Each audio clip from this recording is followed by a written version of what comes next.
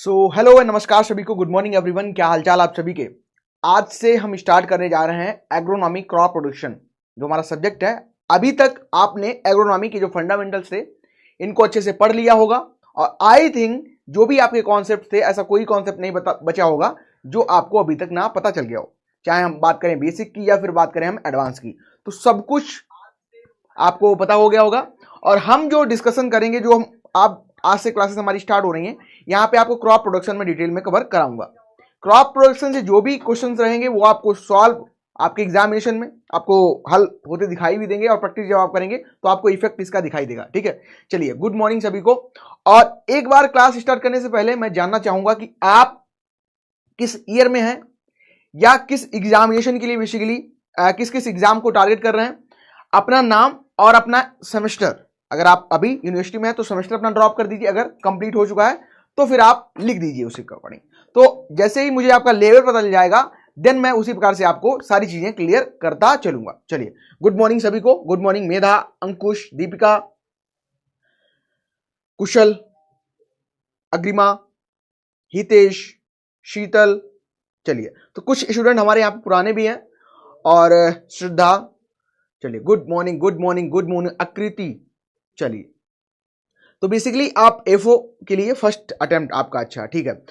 इसी प्रकार से सभी स्टूडेंट्स, जिस प्रकार से अंकुश ने लिखा है कि एफओ के लिए इनका फर्स्ट अटेम्प्ट है, और साथ ही साथ ये भी लिखते चलो कि आपका सेमेस्टर कौन सा है। और इससे पहले आपने अगर ये जो एग्रोनॉमी हमारा क्रॉप प्रोडक्शन है इसको पढ़ा है तो यस लिख देना, अगर नहीं पढ़ा है तो नो लिख देना। Good morning. मैं सभी के कमेंट्स देख रहा हूं, आप सभी लोग अपना नाम और सेमेस्टर फटाफट लिखते चलें।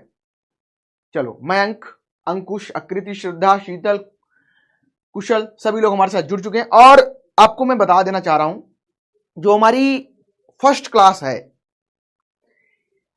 जब हम कोई क्रॉप को स्टार्ट करते हैं तो क्रॉप से लगभग हमको जो क्वेश्चन देखने को मिलते हैं वो अभी स्टैटिक्स यानी कि फैक्चुअल डाटा जो आपको याद करना रहेगा, और साथ ही साथ जो नए नए उससे कह सकते हैं कि उसमें जो भी डेवलपमेंट्स हो रहे हैं, जैसे कि अगर बीट की बात करें तो सिस्टम ऑफ राइस इंटेंसिफिकेशन अभी तक आपने पढ़ा होगा, लेकिन सिस्टम ऑफ व्हीट इंटेंसिफिकेशन से भी क्वेश्चन पूछे जा रहे हैं। अब आप कहेंगे sir system of wheat intensification तो हमने पढ़ा ही नहीं।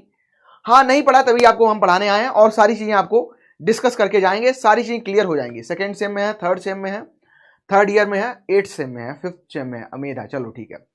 तो खुशबू, गुड मॉर्निंग गुड मॉर्निंग। सभी लोग फटाफट अपना नाम और एक बार सेमेस्टर लिखते चलें कमेंट में, फिर अपनी क्लास को शानदार तरीके से, जानदार तरीके से करेंगे।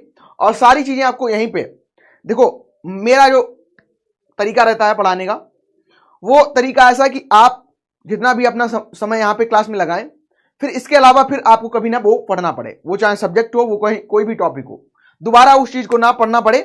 और जो भी आपके डाउट्स हो उनको घर मत लेके जाइए, यहीं पे ड्रॉप करके जाइए, यहीं पे अपने टॉपिक्स, अपने जो भी डाउट्स हैं उनको डिस्कस करते जाइए। ठीक है, चलिए, कुछ भी समझ ना आए फटाफट आप कमेंट कर सकते हो, उस चीज को लिख सकते हो, मैं क्लियर कराऊंगा आपको वो चीज। ठीक है, चाहे हमें फिर 1 घंटा आपको समझाने में सिर्फ ना लगे, लेकिन वो चीज आपको जिंदगी भर के लिए क्लियर हो जाएगी। ठीक है, चलिए 7th सेम में तो अगर हम यहाँ पे बात करें तो हमारे मोस्टली जो हमारा परिवार है, हमारे जो ऑफिसर्स हैं, ये बीएससी एग्रीकल्चर के किसी ना किसी सेमेस्टर में है। कुछ लोगों का कंप्लीट भी हो गया, जैसे प्रभाकर कह रहे हैं मेरा कंप्लीट हो गया बीएससी। चलो ठीक है, और आप में से हो सकता है कुछ लोग नोट्स भी बनाते चलें, तो नोट्स जो बनाते हैं बच्चे वो तो बहुत अच्छा होता है। मैं कुछ आपको रियल लाइफ जो कह सकते हैं ट्रिक्स और टिप्स हैं वो भी प्रोवाइड करता चलूंगा। ठीक है, कोई बात नहीं, अगर टाइम जिनको नहीं मिल पा रहा, जैसे मैं देखो नहीं टाइम मिल पा रहा है, कोई दिक्कत वाली नहीं, पीडीएफ तो आपको क्लास की मिल जाती है। मैं यहाँ पे अच्छे नोट्स भी आपके लिए बनाता चलूंगा। तो चलिए क्लास को हम लोग स्टार्ट करते हैं, और स्टार्ट करने से पहले क्योंकि हमारी ये फर्स्ट क्लास रहेगी, और यहाँ पे हम जो डिस्कशन हमारा रहेगा बेसिकली व्हीट से रिलेटेड रहेगा। पहली जो हमारी क्रॉप रहेगी वो ऐसी क्रॉप रहेगी जिसको हम डेली कहीं ना कहीं अपनी लाइफ में कंज्यूम करते हैं, जिससे बनी रोटियां, चपाती और बहुत से पकवान हम इसी से बनाते हैं, उनको हम चखते हैं, उनको हम खाते हैं। ठीक है, चलिए, तो अगर हम बात करें व्हीट की, तो पहले तो समझो किसी भी क्रॉप को जब भी हम पढ़ते हैं तो हमें क्या क्या उस क्रॉप से रिलेटेड जानकारी चाहिए रहती है, जो कि एग्जाम में हमसे पूछी जाती है। ठीक है, तो सबसे पहले अगर हम बात कर रहे हैं व्हीट की, तो व्हीट में हमें क्या पूछा जा सकता है, या किसी क्रॉप की बात कर लें तो क्रॉप में हमसे क्या पूछा जा सकता है। ठीक है, सबसे पहले नंबर 1, उस क्रॉप का हमें बेसिक इंट्रोडक्शन पढ़ना रहता है। ठीक है, इंट्रोडक्शन में क्या हो सकता है, उसमें क्रोमोसोम नंबर कितने हैं, उसमें प्रोटीन कौन सी पाई जा रही है, उसमें उसका ओरिजिन प्लेस क्या हुआ, कहाँ है, फ्रूट का टाइप कैसा है, फैट कितना पाया जा रहा है, ठीक है, कार्बोहाइड्रेट कितना पाया जा रहा है, जीन कौन कौन से हैं, क्रोमोसोम नंबर कितने हैं, ये सारी इंफॉर्मेशन, यानी कि ये जो आपको फैक्चुअल यहाँ पे डाटा देखने को मिलता है ये फैक्ट बेस पे रहता है, और ये इंफॉर्मेशन आपको सभी क्रॉप में जाननी पड़ेगी, याद करनी भी पड़ेगी। ठीक है, चलिए शिवम। फिर दूसरा जो इंपॉर्टेंट रहता है ये रहता है हमारा वैरायटीज से क्वेश्चन। वैरायटीज से क्वेश्चन, अब आप कहेंगे सर क्या सारी वैरायटीज हमको याद करनी है? नहीं, बिल्कुल नहीं। देखो, अब आप भी एक अपना नजरिया बना के चलो इस क्लास का। कैसे? मान चलो मैं कोई भी क्रॉप की वैरायटी बनाऊंगा, तो आप देखते हैं हर एक दिन लगभग इंडिया में हम लोग बात करें तो 74 यूनिवर्सिटीज आपको देखने को मिलती हैं, ठीक है, एग्रीकल्चर की, और इसके अलावा भी बहुत सारे इंस्टीट्यूट हैं। तो बेसिकली अगर हम बात करें तो हर दिन हमको कहीं ना कहीं, या कह सकते हैं हर मंथ, हमको बहुत सारी वैरायटियां हर एक इंस्टीट्यूट यूनिवर्सिटी के थ्रू देखने को मिलती है। तो क्या सारी वैरायटी इंपॉर्टेंट है? नहीं, वैरायटी वो इंपॉर्टेंट है जिनमें किसी न किसी प्रकार से हम क्या करते हैं, इंप्रूवमेंट कर रहे हैं, या हम उसमें किसी प्रकार का मॉडिफिकेशन कर रहे हैं। मॉडिफिकेशन की बात करूं तो जो हमारा जेनेटिक मॉडिफिकेशन हो सकता है, ठीक है, या हम कोई बायोफोर्टिफाइड वैरायटी बना रहे हैं। तो कुछ वैरायटीज हमको याद करनी पड़ती है उस एग्जाम के लिए।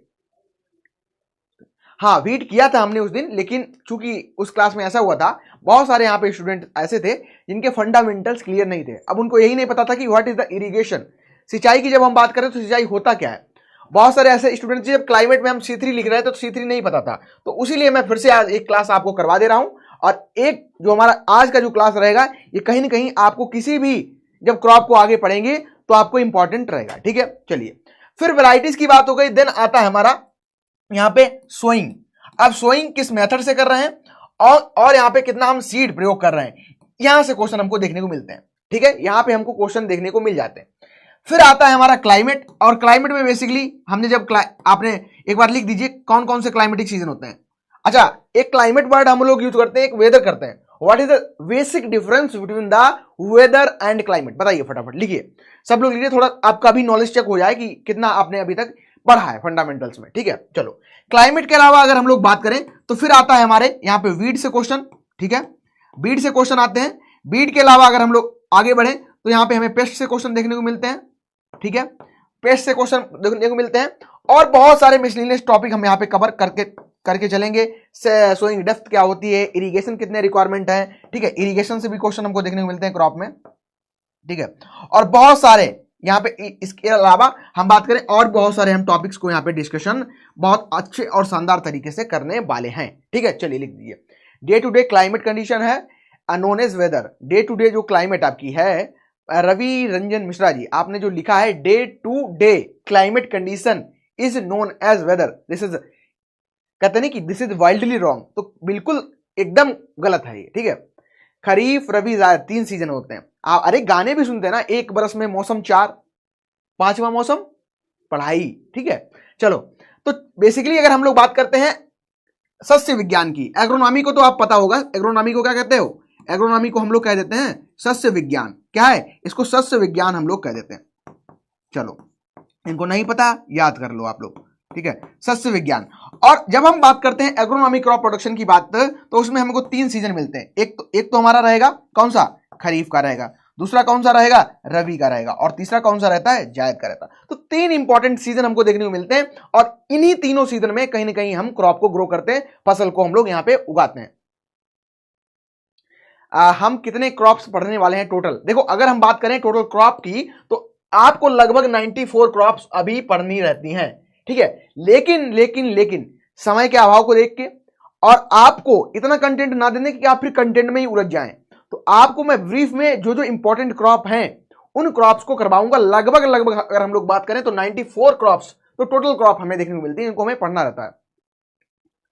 ठीक है, तो लगभग हम यहाँ पे जो क्रॉप्स करेंगे, लगभग हम यहाँ पे 30 से 35 क्रॉप है जो कि मोस्ट इंपॉर्टेंट क्रॉप देखने को मिलती हैं, उन क्रॉप्स को हम यहाँ पे डिस्कशन करेंगे, और वहां से क्वेश्चन आपको 90% क्वेश्चन देखने को मिल जाते हैं। 10% वो क्वेश्चन ऐसे रहते हैं जो कहीं ना कहीं कोई नई टेक्नोलॉजी बनाई गई किसी क्रॉप से रिलेटेड, ठीक है, या हॉर्टिकल्चर की बहुत सारी क्रॉप शामिल की जाती हैं, स्पाइसीज के क्वेश्चन पूछ लिए जाते हैं।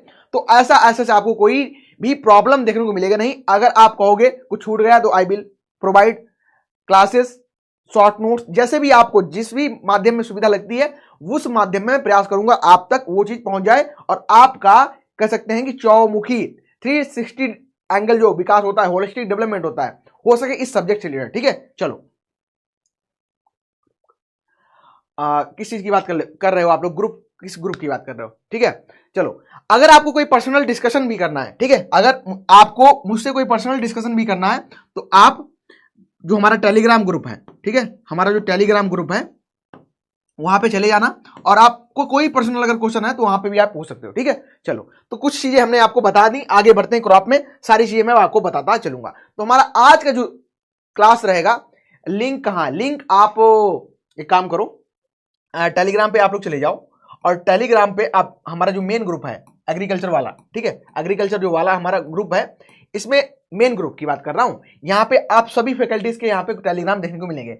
और हाँ, यहां पे मैं आपको डेली क्विजेस भी करवाता रहता हूं, तो ज्वाइन हो जाना, आपको क्विज मिल जाएंगी, आपको बेनिफिट देखने को मिलेगा। जो भी इंफॉर्मेशन होती है, कुछ भी ऐसा होता है जो एग्रीकल्चर से रिलेटेड है और आपको जानना चाहिए, I will provide that content for you. Okay, ठीक है, तो वहां पे आप मिल जाऊंगा मैं, आप कोई ज्यादा परेशान होने की जरूरत नहीं है आपको। जैसे ही आप मेन ग्रुप पे जाओगे तो वहां पे मैं डेली कंटेंट भी डालता रहता हूं, और जो भी इंफॉर्मेशन होती है ये सबसे पहले सटीकता से मैं आपको वहां पे प्रोवाइड करता हूं, तो जुड़ जाना। चलो बात करते हैं हम गेहूं की। तो एक बार मैं जानना चाहूंगा कि आप कुछ, मैं टर्म आपसे यूज कर रहा हूं, जैसे कि अभी मैंने पूछा था आपको क्रॉप प्रोडक्शन के पॉइंट ऑफ व्यू से अगर हम लोग बात करें यहां पे, तो जब हम कह रहे हैं वीट यानी कि गेहूं, ठीक है, क्या यूज कर रहे हैं हम लोग, वर्ड गेहूं हम लोग यूज कर रहे हैं। ठीक है, अब गेहूं की जब हम बात कर रहे हैं तो आप सभी जानते हैं कि गेहूं को हम किस लिए उगाते हैं, बताओ आप जिस भी स्टेट से हैं, आप किस लिए गेहूं को उगा रहे हैं? एक तो आपका हो सकता है कि हम क्या है, फूड पर्पज के लिए उगा रहे हैं, और बेसिकली ये हमारा कैसा फूड होता है, ये हमारा स्टेबल फूड होता है। अब आप कहेंगे सर स्टेबल क्या होता है? ठीक है, स्टेबल क्या होता है? स्टेबल का मतलब याद रखना, ये पूछा भी गया था। स्टेबल का मतलब होता है ऐसी फसल जो कि हम क्या है, चीप रेट पर, यानी कि सस्ता इनपुट लगे, यहां पे ज्यादा हमें इनपुट ना देने पड़े। इनपुट का मतलब क्या है कि खेती करने के लिए जो भी हमको संसाधन चाहिए होते हैं उनको हम इनपुट कह देते हैं। ठीक है, चाहे फिर हमारा यहाँ पे क्या है, या इसका जो सीड है, ठीक है, ये भी ज्यादा महंगा नहीं होता है। बात करें यहाँ पे हमको क्या है, बहुत ज्यादा कॉस्ट इफेक्टिव चीजें नहीं देखने को मिलेंगी, हाई टेक्नोलॉजी का प्रयोग हम लोग नहीं कर रहे हैं। तो ऐसे क्रॉप, और साथ ही साथ क्या है, जिसको हम अपनी बेसिक लाइफ फूड पर्पज के लिए ग्रो करते हैं, ठीक है, और हमको क्या करते हैं, उनसे अच्छा खासा न्यूट्रिशन मिलता है। ठीक है, न्यूट्रिशन हमको इनसे अच्छा खासा देखने को मिलता है। तो ये सभी फीचर्स जो हमको देखने को मिलते हैं, ये किसके देखने को मिलते हैं, तो उनको हम स्टेबल क्रॉप कहते हैं। अब क्या कोई सिर्फ एक ही क्रॉप हमारी देखने को मिलती है? एग्जाम्पल की अगर आप लोग बात करोगे तो स्टेबल क्रॉप कौन कौन सी है, लिखो फटाफट, कौन कौन सी स्टेबल क्रॉप हो सकती है, आप ट्राई करो, बताओ। Food grains, stable food purpose, चलो और बताओ कौन कौन सी ऐसी क्रॉप हैं जो स्टेबल क्रॉप हो सकती हैं, बताओ। मैंने फीचर्स बता दिए, कौन कौन सी क्रॉप हो सकती है,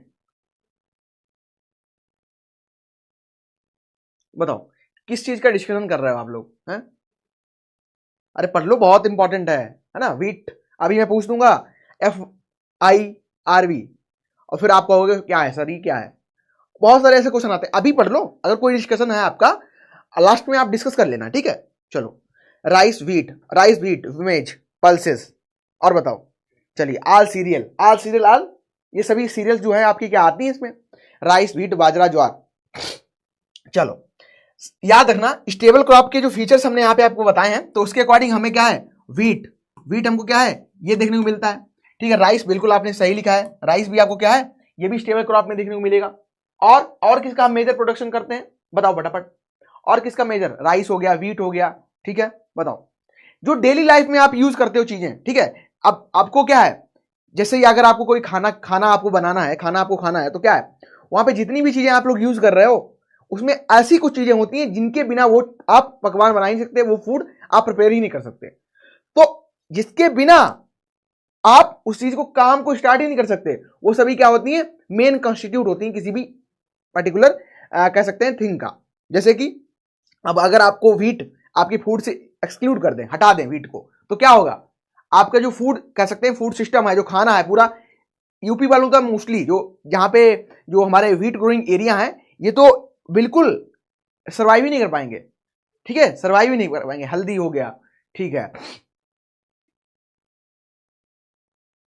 ज्यादा खाने वाली चीजों को स्टेबल फूड कह सकते हैं, ज्यादा खाने वाली चीजों को स्टेबल फूड नहीं कर सकते हो, है ना। उसके फीचर होने चाहिए कि वो न्यूट्रिशन आपको प्रोवाइड करे, फूड कैसा हो, आपके डेली लाइफ में इसका यूटिलाइजेशन हो रहा हो, चीप हो ज्यादा। अब पता ले आप क्या, अब टी को आप स्टेबल क्रॉप कहोगे क्या? टी को तो आप बहुत ज्यादा यूटिलाइज करते हो, लेकिन स्टेबल क्रॉप नहीं है वो आपकी, ठीक है, ठीक, वो क्रॉप स्टेबल नहीं है। और अगर फीचर की बात करो, फीचर तो बहुत सारे होते हैं, आई थिंक आपको फंडामेंटल में बताया गया होगा। स्टेबल क्रॉप में क्या है, जो यहां पे हम कॉस्ट देख रहे हैं, ये भी प्रोडक्शन की कम हो, ठीक है, और साथ ही साथ इसको जो अराइवल लैंड होती है, अराइवल लैंड क्या होता है, जहां पे हम खेती करते हैं उसमें आसानी से उगा सके, ठीक है, बहुत सारे फीचर्स होते हैं। बिल्कुल पोटैटो अनिल ने लिखा है, बिल्कुल सही है आपका, ठीक है। हितेश पल्स, हाँ पल्सेज भी कुछ क्या है हमारी आती है स्टेबल क्रॉप में। तो पहले तो स्टेबल समझ लो, क्योंकि स्टेबल वर्ड पहले ही लाइन में मोस्टली आप बुक पढ़ते हो तो वीट स्टार्ट करोगे, लिखा होगा कि wheat is a stable crop growing in more than 60% of the area in Asia and consuming more than 60 to 70% in our Asia minor countries. Okay, तो मतलब कहने का यही होता है कि 60% से ज्यादा लगभग एरिया में हम वीट को उगाते हैं और इसका कंजप्शन भी हम लोग यहीं कर लेते हैं। एशिया रीजन जो हमारा है, एशियन जो कंट्रीज हैं, यहीं पे हम इसका कर लेते हैं। तो स्टेबल क्लियर हो गया, ठीक है। अराइवल लैंड भी क्लियर कर लो यहां से। अराइवल लैंड्स क्या होती हैं? वो लैंड्स जहां पे हम क्या कल्टीवेशन करते हैं, डे बाई डे कल्टीवेशन करते हैं, और कल्टीवेशन के थ्रू क्या है, यहाँ पे बहुत सारी क्रॉप को उगाते हैं, ठीक है, अराइवल लैंड्स में आती हैं। चलो अब हम स्टार्ट करते हैं सीधे वीट के प्रोडक्शन से, और वीट में सबसे पहले हम जो पढ़ेंगे वो इंट्रोडक्शन वाला पोर्शन हम लोग यहाँ पे कवर करेंगे। चलिए, इतना क्लियर हो गया, स्टेबल सारी चीजें क्लियर है। आकृति, अंकुश, हितेश, अनिल, चलो बताओ, चलो स्टार्ट करते हैं अपना वीट चैप्टर। और वीट से क्या क्या इंफॉर्मेशन हो सकती है जो कि स्टैटिक है। देखो, जब भी आपको क्रॉप पढ़ना, कोई भी क्रॉप आप पढ़ना स्टार्ट करना, इससे पहले अगर आपने पढ़ के रखा है तो उससे समझ लेना कि कौन कौन सी चीजें मुझको याद है, क्योंकि ना अब आप रिपीटिशन, एक तो है कि रिवीजन करो, इस क्लास को एज ए रिवीजन फॉर्म में लो, और कुछ यहाँ पे ऐसे स्टूडेंट हैं इनको बिल्कुल पहली बार पढ़ रहे हैं, तो हमको दोनों लोगों को साथ साथ लेके चलना है। तो आपको जो इन्फॉर्मेशन लगे कि आपने ये पढ़ लिया है, तो आप बिल्कुल शांति से आप उस चीज को रिवाइज कर लेना। जो नए हैं वो इस चीज को समझ लेना, क्योंकि यहाँ पे बहुत सारे ऐसी चीजें हैं जो कि आपको हो सकता है नहीं लगे। मैंने क्या प्रयास किया है कि जब भी आप इस वीट के क्लास को देख के दोबारा जाएं और आपसे कोई भी एग्जामिनेशन में किसी प्रकार का प्रैक्टिस सेट हो, कोई भी आपका एमसीक्यू हो आपको मिले, तो आप उसको लगा दें, उसको आप सही कर दें, ठीक है। प्रयास मेरा यही रहेगा, ठीक है। फिर आता है हमारा मतलब टॉपिक ही जो हमारा बेसिकली वीट है, और वीट को हम जब स्टार्ट कर रहे हैं तो वीट का सबसे पहले साइंटिफिक नेम हमको याद रखना पड़ेगा। साइंटिफिक नेम क्या है? या तो आप इसको ट्रिटिकम एस्टिवम कह दोगे, ठीक है, या फिर आप इसको ट्रिटिकम स्पीसीज कह दोगे, ठीक है। ट्रिटिकम स्पीसीज बेसिकली इसलिए हम लोग कह रहे हैं क्योंकि वीट की हमको क्या है, स्पीसीज बहुत सारी देखने को मिलती हैं। वीट की हमको बहुत सारी स्पीसीज देखने को मिलती हैं, और अगर हम लोग बात करें यहाँ पे टोटल, तो यहाँ पे हमको लगभग 18 स्पीसीज देखने को मिलती है वर्ल्ड वाइड इंडिया में, लेकिन हम ज्यादा ग्रो नहीं करते हैं। ये वाइल्ड फार्म में हमें स्पीसीज देखने को मिलती हैं, यूटिलाइजेशन ज्यादा नहीं होता है। लगभग हम 3 से 4 स्पीसीज हैं, इनको हम वाइल्ड कल्टीवेशन करते हैं। इनका हम वाइल्ड मतलब आप वाइल्ड कल्टीवेशन, वो वाइल्ड, एक तो मैंने बताया कि 18 स्पीसीज है, ये वाइल्ड फॉर्म में हमको देखने को मिलती है, जंगली फॉर्म में हमको देखने को मिलती है।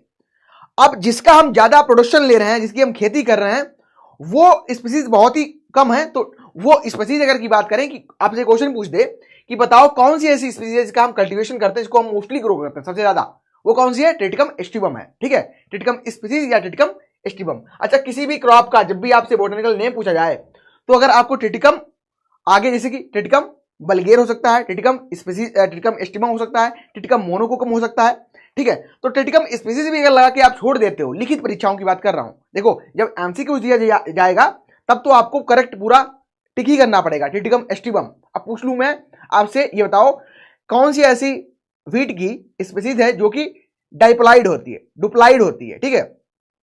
तो फिर आपको करेक्ट करना ही पड़ेगा। मैं पूछ लूं वीट का साइंटिफिक नेम क्या है, तो अगर आप कहोगे ट्रिटिकम एस्टिवम तब भी सही, आप अगर ट्रिटिकम वल्गेर कहोगे तब भी सही, आप कहोगे ट्रिटिकम ड्यूरम तब भी सही, ठीक है, ठीक है। आप कहोगे ट्रिटिकम बायोटिकम फिर भी सही, आप कहोगे ट्रिटिकम एंजियोफ्लाइट्स तब भी सही। तो अब मैंने वीट की बात की है, तो वीट बहुत सारे हैं, अगर आप कहते हो ट्रिटिकम स्पीसीज फिर भी सही, ठीक है। तो एमसीक्यूज फॉर्म में आपको याद करना पड़ेगा ट्रिटिकम एस्टिवम कौन सा है हमारा, ये हमारा कौन सा वीट है जिसको हम ग्रो करते हैं, जिसका हम कल्टीवेशन करते हैं अपने क्रॉप फील्ड पे, इसको हम उगाते हैं। लगभग इंडिया में 87% हम इसको उगाते हैं, आगे हम बात भी करेंगे क्या है। अच्छा, फिर आता है हमारा सबसे इंपॉर्टेंट फैमिली। फैमिली हर एक क्रॉप की आप लोग याद रखना, और यहां पे तो स्टार्ट कर रहे हैं हम सीरियल, यानी कि जब भी हम एक वर्ड यूज करेंगे यहां पे सीरियल। तो आई थिंक आप सभी को पता होना चाहिए ये सीरियल वर्ड, ठीक है। सीरियल, सीरियल का मतलब होता है खाद्यान्न फसलें, ठीक है। सीरियल फसल, जो सीरियल नाम यहां पे दिया गया है इसका मतलब होता है खाद्यान्न।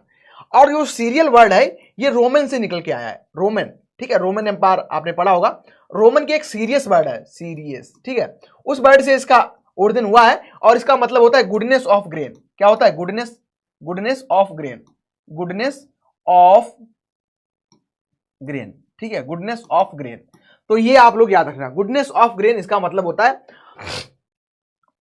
चूंकि जो व्हीट हम पढ़ रहे हैं, हम जो गेहूं पढ़ रहे हैं, ये क्या है? खाद्यान्न फसल है। और खाद्यान्न में भी हमारी स्टेबल जो क्रॉप है, ये इसकी जो फैमिली है ये पोएसी देखने को मिलेगी। ये लेटेस्ट नेम है, या आप इसको ग्रेमनी भी कह दोगे। क्या कहोगे? ग्रेमनी।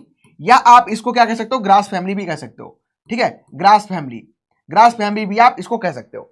ओरिजिन की अगर हम लोग बात करेंगे तो ओरिजिन मोस्टली आपसे पूछा जाता है, जैसे व्हीट हो गया, व्हीट का तो मोस्टली आपको अगर कुछ भी अगर नहीं आपको पूछता है इस क्रॉप से तो ओरिजिन प्लेस तो पूछ ही लेगा आपसे। तो इसका जो ओरिजिन प्लेस है साउथ वेस्ट एशिया, आप लोग याद रखना, साउथ वेस्ट एशिया, या फिर आप तुर्की कह सकते हो। और चूंकि इसकी स्पीसीज बहुत सारी हैं, काफी सारी स्पीसीज देखने को मिलती हैं, तो उनके जो ओरिजिन प्लेस हैं अलग अलग हैं, लेकिन आपको सभी नहीं याद करने, कुछ याद करने में बता दूंगा। जैसे ड्यूरम बीट का पूछ लेता है, ठीक है, नबार्ड में तो ड्यूरम वाला पूछा भी है कि ड्यूरम बीट का ओरिजिन प्लेस कहां से ओरिजिन हुआ है, तो अब सेसेनिया रीजन है कि वहां से ओरिजिन हुआ है, ठीक है। चलो, फिर आता है जर्मिनेशन। जर्मिनेशन दो प्रकार का होता है, आपको पता होगा। कौन कौन सा होता है? लिखो फटाफट। जर्मिनेशन कौन कौन सा होता है? दो प्रकार का, कौन सा है? बताओ बताओ। ऐसा स्टूडेंट तो नहीं है जो फंडामेंटल की क्लास कंप्लीट ना किया हो और यहां पे सीधे हो। अगर हो तो बताते चलना, उसका भी थोड़ा ध्यान रखेंगे, उसको भी चीजें बताते चलेंगे, ठीक है। एक बार आप लोग कंफर्म कर दो सभी लोग, शुभम, अनिल, आकृति, अनिल, अंकुश, कंफर्म कर दो एक बार सभी लोग। लिखो फटाफट, लिखो। जर्मिनेशन दो प्रकार का होता है, कौन कौन से टाइप का होता है बताओ? इपीजियल और हाइपोजियल, बिल्कुल सही लिखा है, ठीक है। इपीजियल होता है और हाइपोजियल होता है। इपीजियल में क्या है? इपीजियल में क्या होता है? Epigeal, epigeal, hypogeal, epigeal, hypogeal, इपोजियल, बहुत सही, बहुत सही। यानी कि सभी को पता है इपीजियल होता है और हाइपोजियल होता है, ठीक है। अच्छा, जिनको नहीं पता है वो एक बार फिर से सुन ले। इपीजियल जर्मिनेशन और हाइपोजियल जर्मिनेशन हमें देखने को मिलता है। सीड होता है, सीड में कॉटिलीडन होता है, और कॉटिलीडन अगर ऊपर आ जाएगा, ईपी, ईपी मतलब ऊपर आ रहा है कॉटिलीडन, मान चलो ये सीड है, ये मान चलो सीड है, इसका ये कॉटिलीडन इसके ऊपर है, ठीक है। दो कॉटिलीडन होते हैं इस तरीके से, मान चलो ये सीड है, ठीक है। इधर देखो ध्यान से, ये आपका सीड है इस तरीके से, इसको मैं छुपा ही लेता हूं, ज्यादा समझ आएगा। इस तरीके से ये मान चलो सीड है, डाइकॉट जो सीड होते हैं इस तरीके से, डाइकॉटिलीडन होते हैं इस तरीके से होते हैं, और वे दो कॉटिलीडन आपस में देखने को मिलते हैं। कॉटिलीडन अगर ऊपर आ जाएगा, दोनों ऊपर आ जाएंगे सरफेस के, तो उसको क्या कहेंगे? Epigeal germination. और इपीजियल और हाइपोजियल में क्या रहेगा? कॉटिलीडन नीचे ही रहेंगे, ठीक है। कॉटिलीडन क्या रहेंगे? सरफेस से नीचे रहेंगे, तो इसको हम इपीजियल और हाइपोजियल, हाइपोजियल जर्मिनेशन कहते हैं। हाइपो का मतलब होता है hypo, hypo in the below the surface, hypo, arachis hypogaea, ठीक है। ग्राउंडनट के बारे में पढ़ेंगे, बताएंगे। एरेकिस हाइपोजिया इसीलिए इसको कह रहे हैं क्योंकि वो क्या है? सॉइल के नीचे आपको देखने को मिलती है, ठीक है, सॉइल के नीचे आपको देखने को मिलती है। तो ईपी मतलब अबव, हाइपो मतलब विलो। तो जर्मिनेशन जो आपको देखने को मिलेगा जो मोस्टली मोनोकाट होते हैं। अब मोनोकाट में क्या है? मोनोकाट तो पता ही होगा आपको, ठीक है। मोनोकाट, डाइकॉट, दो प्रकार के हमको प्लांट देखने को मिलते हैं। गेहूं कैसा है? तो मोनोकाट है, मोनोकॉटिलीडन है, और यहां पे आपको हाइपोजियल टाइप का जर्मिनेशन देखने को मिलता है। बिल्कुल सही, मैदान ने लिखा है पूरा ऐसे ही। देखो, प्रैक्टिस बहुत जरूरी है। प्रैक्टिस का मतलब यही नहीं कि आप सिर्फ क्वेश्चन को, आप जब आपको एमसीक्यू प्रोवाइड किया जाए, आपको डीपीपी दी जाए तभी प्रैक्टिस करो। प्रैक्टिस आप यहां भी कर सकते हो। कैसे प्रैक्टिस कर सकते हो? अब मान लो आपको जर्मिनेशन मैंने पूछा, आपको याद है तो लिख दो फटाक से, इपीजियल है, हाइपोजियल है, ठीक है। मैं आपसे पूछूं ईपी का मतलब क्या है, तो एबव लिख दो, शॉर्ट फॉर्म में। रिवीजन करते रहो, खुद को कोई रिवीजन करते रहो, ठीक है। चलो, तो दो प्रकार का देखने को मिलता है। यहां पे हमको व्हीट में कैसा मिलेगा? हाइपो, कहां है? हाइपो, बिलो द सॉइल, कुछ ऊपर नहीं यहां पे आता है, ठीक है। कॉटिलीडन क्या है? ऊपर नहीं आ रहा है। फिर आता है इनफ्लोरेसेंस, जिसको हम क्या कहते हैं? पुष्पक्रम। इनफ्लोरेसेंस, पुष्पक्रम। और पुष्पक्रम में भी मैं आपको यहां पे 4 पुष्पक्रम बता के जाऊंगा, लगभग 4 पुष्पक्रम। गेहूं के ही हैं अलग अलग नाम, ये मत कहना कि सर ये नहीं होता है, ये होता है, ये नहीं, ये होता है। बिल्कुल चारों आपको सही मिलेंगे। पहला तो हम क्या कहते हैं? स्पाइक कहते हैं इसको, ठीक है। गेहूं की ये क्या, this is what is this, ये क्या है? ये स्पाइक देखने को मिल रही है। क्या है? ये आपको स्पाइक देखने को मिल रही है। व्हीट की क्या है? स्पाइक देखने को आपको मिल रही है। दूसरा अगर हम लोग बात करें तो ईयर भी इसके जो इसका वीट का इन्फ्लोरेसेंस होता है, इसको हम क्या कहते हैं, ईयर भी कहते हैं, और हम इसको साथ ही साथ हेड भी कहते हैं। क्या कहते हैं, हम इसको हेड भी कहते हैं। एक और आप लोग पढ़ोगे, अगर आप हिंदी माध्यम के बच्चे हैं तो उनको बहुत ज्यादा कंफ्यूज रहता है इस चीज में। क्या रहता है कि इसको हम क्या कहते हैं, स्पाइक ऑफ स्पाइकलेट कहते हैं। क्या, स्पाइक ऑफ स्पाइकलेट कहते हैं। अब इसका मतलब भी समझाऊंगा मैं क्या होता है, ठीक है। इसको क्या कहते हैं, स्पाइक ऑफ स्पाइकलेट कहते हैं। स्पाइक ऑफ स्पाइकलेट हम इसको यहां पे कह देते हैं। तो याद रखना, स्पाइक ऑफ स्पाइकलेट भी आपको देखने को मिल जाएगा, ठीक है। चलो याद रखना। अच्छा, हिंदी में इसको क्या कहते हैं, हिंदी में कोई बता सकता है? स्पाइक ऑफ स्पाइकलेट कहते हैं, और हिंदी में इसको कहते हैं अनुसूकिकाओं की सूकी। ये बहुत टर्म आपको हो सकता है कि एकदम अजीब लगे कि व्हाट इज दिस, अनुसूकिकाओं की सूकी। हाँ, स्पाइक का मतलब होता है अनुसूकिका और स्पाइकलेट का मतलब सूकियां। अब सूकियां और क्या है, नहीं समझ आ रहा सर? देखो, व्हीट में जब भी हम बात करते हैं इस तरीके से हमको स्ट्रक्चर देखने को मिलती है, इस तरीके से स्ट्रक्चर हमको देखने को मिल जाती है, और यहाँ पे ये अंदर व्हीट होता है, ठीक है, और इस तरीके से कनेक्ट रहता है। तो ये जो आपको देखने को मिल रही है, ठीक है, इस तरीके से ये आपको ग्लूम देखने को मिलते हैं, और ये पूरी जो हमको देखने को मिल रही है क्या है, दीज आर स्पाइकलेट, ठीक है। तो बहुत सारी स्पाइकलेट आपस में मिलकर क्या बनाती हैं, स्पाइक बनाती हैं। स्पाइकलेट मिलकर स्पाइक बना देती हैं। यहाँ पे आप देख रहे हैं, अभी बताऊंगा मैं आपको, पूरा डिटेल में करा के जाऊंगा, ठीक है, सारी चीजें एकदम डिटेल में कराऊंगा, ठीक है। चलो फिर आता है हमारा, यहाँ पे हो गया प्रोटीन, इसमें लगभग 8 से 12% देखने को मिलती है। अगर आपसे एक नंबर सिर्फ मैं पूछूं तो आप बताओगे कि 12% हमको प्रोटीन देखने को मिलती है। जितने भी खाद्यान्न हैं, जितने भी अनाज वाली फसलें हैं, सबसे ज्यादा प्रोटीन आपको गेहूं में देखने को मिलती है। सबसे ज्यादा प्रोटीन आपको गेहूं में देखने को मिलेगी, ठीक है। इससे ज्यादा खाद्यान्न में प्रोटीन हमको देखने को नहीं मिलते। कुछ मिलेट होते हैं, जैसे कि आपके पोर्सो मिलेट हो गया, वहां पे 12.5 होता है, लेकिन वो ऑप्शन में नहीं देता है। व्हीट देगा तो व्हीट सही करना। अगर आपको मिलेट ऑप्शन में पोर्सो मिलेट मिल रहा है तो फिर आप जा सकते हो 12.5, इससे भी ज्यादा प्रोटीन आपको देखने को वहां पे मिल जाती है। चलो ठीक है, क्लियर हो गया। फैट बहुत कम होता है, लगभग आपका 1.5 से लेके 2%, ठीक है। ग्लूटीन प्रोटीन, हाँ, जो प्रोटीन आप बात कर रहे हो अभी बताते भी चलूंगा। ग्लूटीन, जब हम सिर्फ एक शब्द, देखो हम भाग रहे हैं सिर्फ एक शब्द, एग्जैक्ट 12%, बिल्कुल सही, हम कह रहे हैं ग्लूटीन प्रोटीन। अब ग्लूटीन प्रोटीन से कैसे कैसे क्वेश्चन आते हैं, क्योंकि मैं यहां पे जो आपको पढ़ा रहा हूं वो दोबारा आपको पढ़ने की जरूरत नहीं, मैंने आपको पहले ही बात करके दिया, दोबारा आपको पढ़ने की जरूरत नहीं। वो ग्लूटीन प्रोटीन अभी इसलिए नहीं बताया क्योंकि ग्लूटीन प्रोटीन का ही एक बहुत ब्रॉड इतिहास है, बहुत ब्रॉड हिस्ट्री उसकी रही है, ठीक है। तो अगर लिखा है आपने, बिल्कुल बहुत अच्छी बात है, ऐसे ही खुद का रिवीजन करते रहो। ग्लूटीन प्रोटीन यहां पे आपको देखने को मिलती है सीरियल्स में सबसे ज्यादा, बिल्कुल लगती है। फिर आता है टेस्ट वेट। अब टेस्ट वेट क्या होता है, दो चीजें आपको देखने को मिलती हैं जब भी आप सीड की बात करते हो, ठीक है। अब जब भी हम सीड की बात करेंगे यहां पे, तो सीड बेसिकली कैसे हमको देखने को मिलते हैं, दो प्रकार के सीड हमको देखने को मिलते हैं। एक होते हैं हमारे बोल्ड सीड, बोल्ड का मतलब इनका जो आकार होता है ये बड़ा, हमको बड़ा देखने को मिलता है, ठीक है, बड़ा। अब जैसे मक्का हो गया तुम्हारा, ठीक है, मक्का के अलावा बात करें गेहूं हो गया, तो इनके क्या है, बोल्ड सीड है, ठीक है। चना हो गया, बोल्ड सीड है। पल्सेस क्या है, बोल्ड सीड है, बड़े आकार के हैं। दूसरे आते हैं स्मॉल साइज के। स्मॉल साइज में क्या है आपका, स्मॉल साइज में क्या होता है, जितने भी मिलेट्स हैं इनके स्मॉल साइज के सीड देखने को मिलते हैं, ठीक है। इसके अलावा राइस हो गया, इसके क्या है, स्मॉल साइज के सीड देखने को मिलते हैं। तो इस प्रकार से हम क्या निकालते हैं, दो चीजें हमको निकालनी रहती हैं। एक निकालना रहता है क्या, एक निकालना रहता है सीड इंडेक्स। क्या है, सीड इंडेक्स। सीड इंडेक्स की एक बार हम बात करते हैं, और दूसरा आता है हमारा सीड टेस्ट, दूसरा आता है टेस्ट वेट।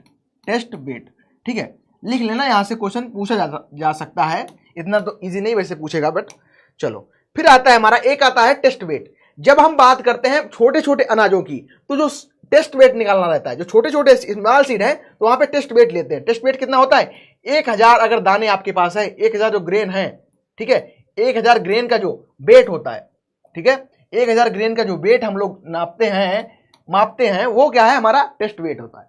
सीड इंडेक्स क्या होता है, अगर 100 ग्रेन का हम लोग यहाँ पे क्या कर रहे हैं, वेट ले रहे हैं, तो वो क्या होगा हमारा, तो ये हमारा सीड इंडेक्स कहलाता है। और कभी कभी ये ना पूछ के ये पूछ लेते हैं कि सीड इंडेक्स निकालते किसका है, तो जितने भी बोल्ड सीड होते हैं, चाहे आपका चिकपी हो, ठीक है, चाहे आपका चिकपी हो, और इसके अलावा जितने भी बोल्ड सीडेड हो, उनमें सब में क्या करते हैं हम, यहाँ पे बोर्ड जो हमारा सीड इंडेक्स है, इस पे हम लोग जाते हैं, ठीक है। चलो आगे बढ़े। फिर आता है हमारा यहाँ पे इस गेहूं का कितना मिलेगा, तो गेहूं का बताया मैंने टेस्ट वेट कितना देखने को मिलेगा, लगभग लगभग हमको 40 ग्राम देखने को मिलता है। अगर 40 ग्राम आप दाने ले लोगे तो लगभग 1000 दाने आपको मिल जाएंगे। ठीक है, 1000 दाने देखने को वहां पे मिल जाएंगे। ठीक है, चलो बहुत सही बहुत सही। ऐसे ही तुम लोग रिवीजन भी करते रहो साथ ही साथ, जो आपको याद है उनके लिए बहुत अच्छा है, जो पहली बार पढ़ रहे हैं उनके लिए नई इंफॉर्मेशन है। और प्रयास करूंगा कि एक बार में याद हो, एक बार में नहीं तो 2 बार में तो याद हो जाएगी। इस क्लास को लगा के 5 मिनट इसका रिकेप जरूर लेना। ठीक है, क्योंकि इन्फॉर्मेशन जब बहुत सारी होती है तो सबसे आसान तरीका होता है उसको याद करने का प्रैक्टिस प्रैक्टिस प्रैक्टिस। ठीक है, एक ओलंपियन हमारे एक हुए हैं फिलिप्स, नाम सुना होगा फिलिप्स। ठीक है, उन्होंने मेडल 23 बार ओलंपिक में जीता है। एक मेडल लाने में क्या है, बहुत ज्यादा मेहनत लगती है, सोचना मुश्किल होता है। पहले तो ओलंपिक जाना और फिर वहां से एक मेडल लाना। उन्होंने माइकल फिलिप्स साहब ने 23 मेडल जीते, 23 मेडल। और जब वो 14 साल के थे तो उनको सेल्फ डाउट बहुत हुआ करता था, आप लोगों की तरह खुद पे डाउट है, अरे सर मेरा निकलेगा कि नहीं निकलेगा, मैं क्रैक कर पाऊंगा कि नहीं कर पाऊंगा, खुद सेल्फ डाउट। तो माइकल फिलिप्स जब 13 से 14 साल के थे उनको सेल्फ डाउट बहुत हुआ करते थे। और जो उनके कोच थे उनको यही समझाते कि आपको सेल्फ डाउट नहीं करना है। सेल्फ डाउट करना नहीं है तो फिर करना क्या है, क्या करना है, आपको प्रैक्टिस करनी है। प्रैक्टिस किस चीज की करनी है, 400 मीटर जो स्विमिंग, बेसिकली वो स्विमिंग से रिलेटेड थे और तैराकी में उन्होंने 23 मेडल जीते थे। तैरना है आपको, जितना अच्छा से अच्छा तैर पाओ, हर दिन खुद को प्रैक्टिस करो। लगभग लगभग वो अपने 14 से 18 घंटे पानी के अंदर बिताया करते हैं। ठीक है, माइकल फिलिप्स, देखना उनकी कहानी, समझना, सीखना उनसे। और उनका अपने कोच के प्रति विश्वास उनको 23 मेडल दिला सकता है। तो मैं तो आपको एक नौकरी तो दिला ही सकता हूं, है ना, एक नौकरी तो दिला ही सकता हूं। अगर 23 मेडल फिलिप्स साहब के कोच दिला सकते हैं उनको, कोच ने क्या किया, कुछ कोच ने अलग नहीं किया। जब भी वो सेल्फ डाउट करते कि मुझसे नहीं होगा तो उनके कोच उनके सामने खड़े होते, उनके हेड उनके सामने खड़े होते, बोलते नहीं आपको प्रैक्टिस करनी है, you can do it, you can do it. Don't का तो सवाल ही पैदा नहीं होता। तो सेम, आप जितना अच्छा प्रैक्टिस कर पाओगे उतना ही अच्छे तरीके से क्या है, आप एग्जाम को क्रैक कर पाओगे, अच्छी रैंक प्राप्त कर पाओगे। ठीक है, सेल्फ डाउट किसी को खुद पे नहीं करना है। जिसको भी सेल्फ डाउट होता है तो एक बार आप पर्सनल कनेक्ट कर लेना। ठीक है, टेलीग्राम पे जब भी आपको लगे, जब भी आपको डिमोरलाइज हो, जब भी आपको कुछ लगे कि नहीं मैं नहीं कर पाऊंगा, उस दिन आप 1 मिनट के लिए कनेक्ट करना। I will provide you guidance. जिस प्रकार से भी आपको मैं मोटिवेट कर सकता हूं कर दूंगा, और ये मेरा वादा नहीं विश्वास है, मैं कर दूंगा आपको मोटिवेट पढ़ने के लिए। ठीक है, चलो आगे बढ़ते हैं। फिर आता है पॉलिनेशन। पॉलिनेशन बेसिकली जो व्हीट की बात करें, व्हीट में हमको पॉलिनेशन 2 प्रकार का देखने को मिलता है, एक सेल्फ होता है, एक क्रॉस होता है। जब हम क्रॉस पॉलिनेशन की बात करते हैं यानी कि पर परागण की बात करते हैं तो क्या होता है, मोटिवेशन तो काम आता ही नहीं। मैंने बोला ना, मोटिवेशन की जरूरत ही नहीं, आपको प्रैक्टिस की जरूरत है, आपको सही गाइडेंस की जरूरत है। ठीक है, तो हम बात कर रहे थे पॉलिनेशन की। पॉलिनेशन हमें 2 प्रकार का देखने को मिलता है, सेल्फ और क्रॉस। क्रॉस में क्या होगा, एक प्लांट का पॉलन दूसरे प्लांट पे जाएगा, उसको क्रॉस कराएगा। ठीक है, या हो सकता है एक प्लांट का जो फ्लावर है दूसरे प्लांट, एक उसी प्लांट के दूसरे फ्लावर पे जाके क्रॉस कराए। ठीक है, लेकिन यहां पे क्या होता है, यहां पे आपको क्या है, सेल्फ पॉलिनेशन देखने को मिलता है। सेल्फ पॉलिनेशन में भी एक दशा देखने को मिलती है, वो होती है क्लिस्टोगेमी। क्लिस्टोगेमी का मतलब ये होता है कि जब फ्लावर बंद रहे, और फ्लावर बंद ही है, मान चलो ये फ्लावर है, ठीक है, फ्लावर है बंद है, इसके अंदर क्या होगा, स्टिग्मा होगा, 3 स्टिग्मा, इसमें 3 स्टेमन होते हैं, उनके अंदर बंद, फ्लावर बंद है और पॉलिनेशन हो गया है, तो ये दशा कहलाती है क्लिस्टोगेमी। क्या कहलाती है, क्लिस्टोगेमी। क्या कहलाती है, क्लिस्टोगेमी। बोलो खुद से, बोलो, रवि, अनिल, यशस्वी, मेधा, फटाफट बोलो, क्या कहलाएगा, क्या कहलाएगा, क्लिस्टोगेमी। क्या कहलाएगा, क्लिस्टोगेमी। ठीक है, तो गेहूं में क्लिस्टोगेमी देखने को मिलता है और फ्लावर बंद ही रहता है, तभी इसमें क्या है, पॉलिनेशन आपको हो जाता है। तो कैसा होगा, सेल्फ पॉलिनेशन होगा, और सेल्फ में भी कैसा होगा, क्लिस्टोगेमी दशा इसमें पाई जाती है, क्लिस्टोगेमी इसमें देखने को मिलता है। ठीक है, बिल्कुल, देखो ये मोटिवेशन चाहिए अनिल जैसा, चास्मोगेमी। ठीक है, चास्मोगेमी तो बाद में भी हो जाता है वहां पे कहीं ना कहीं।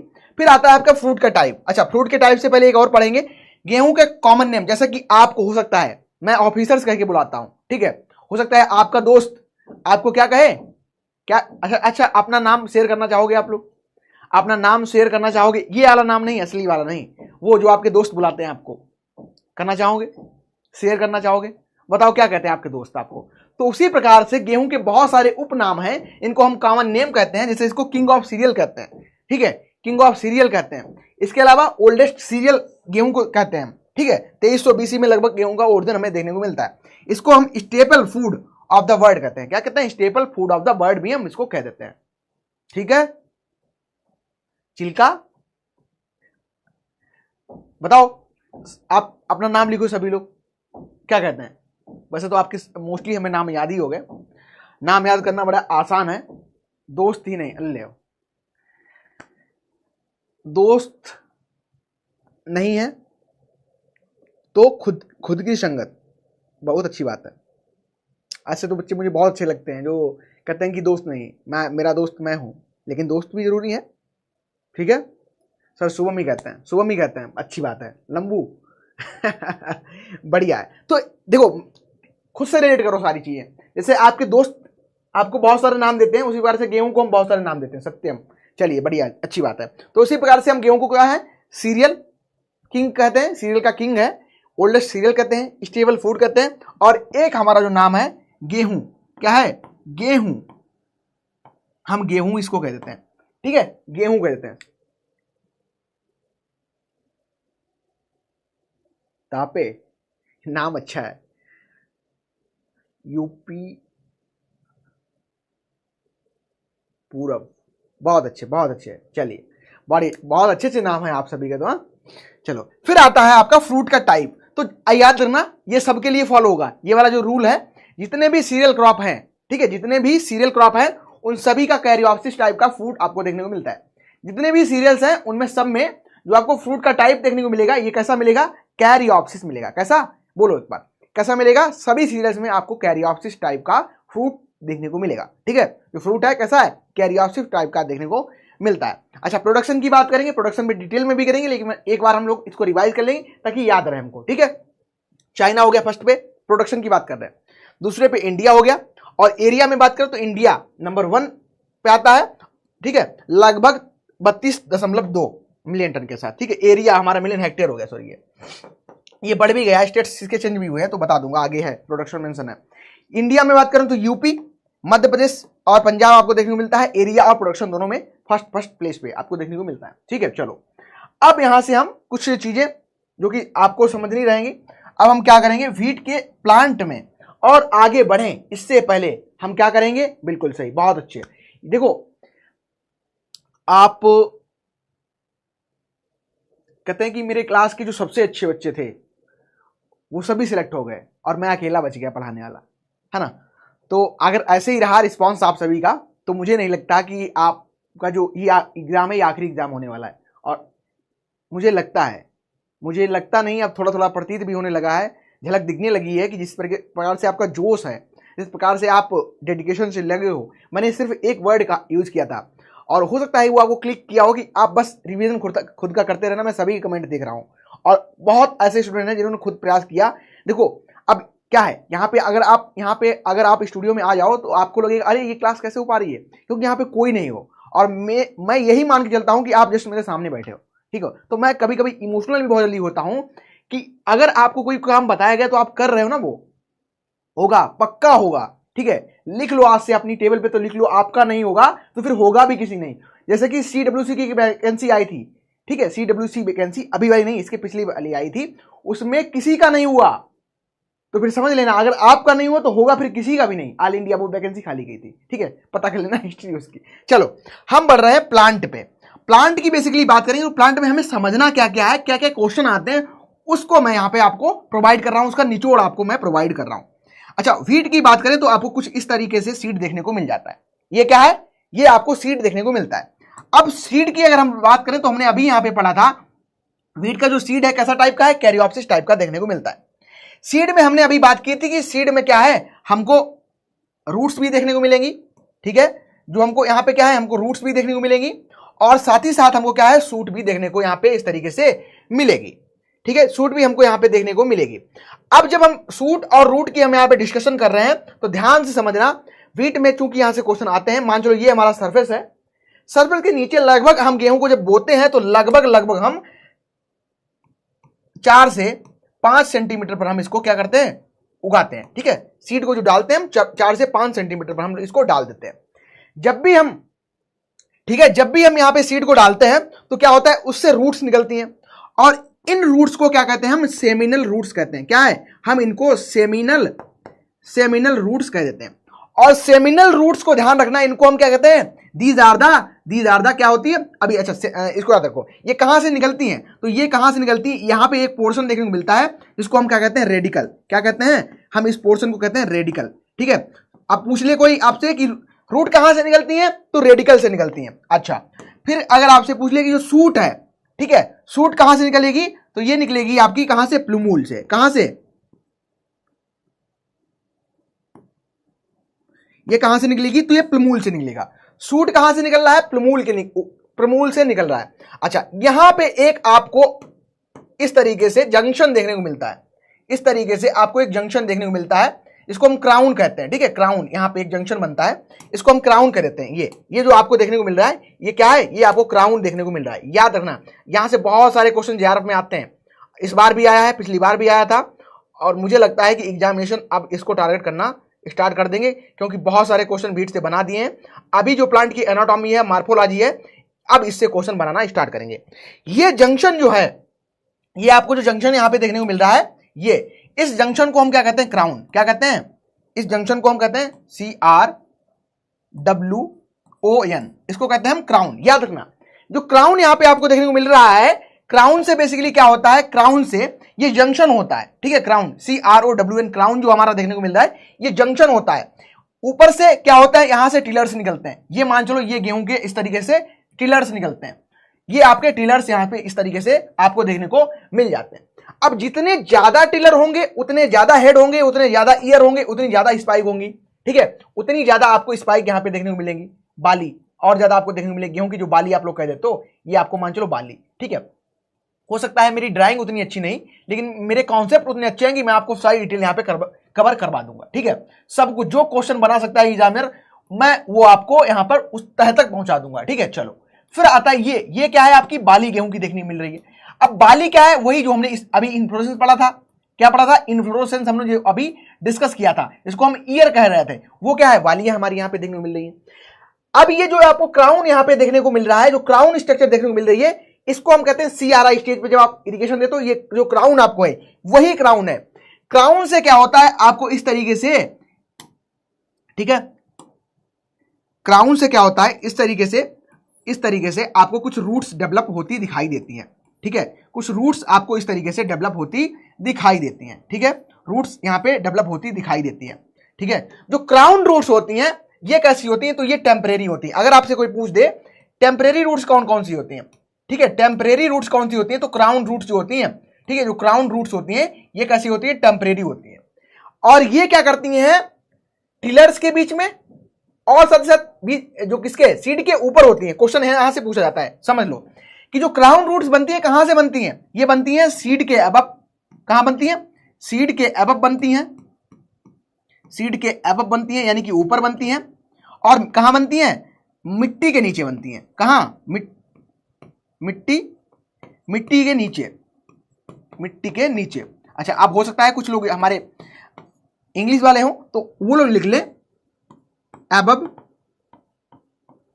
the seed and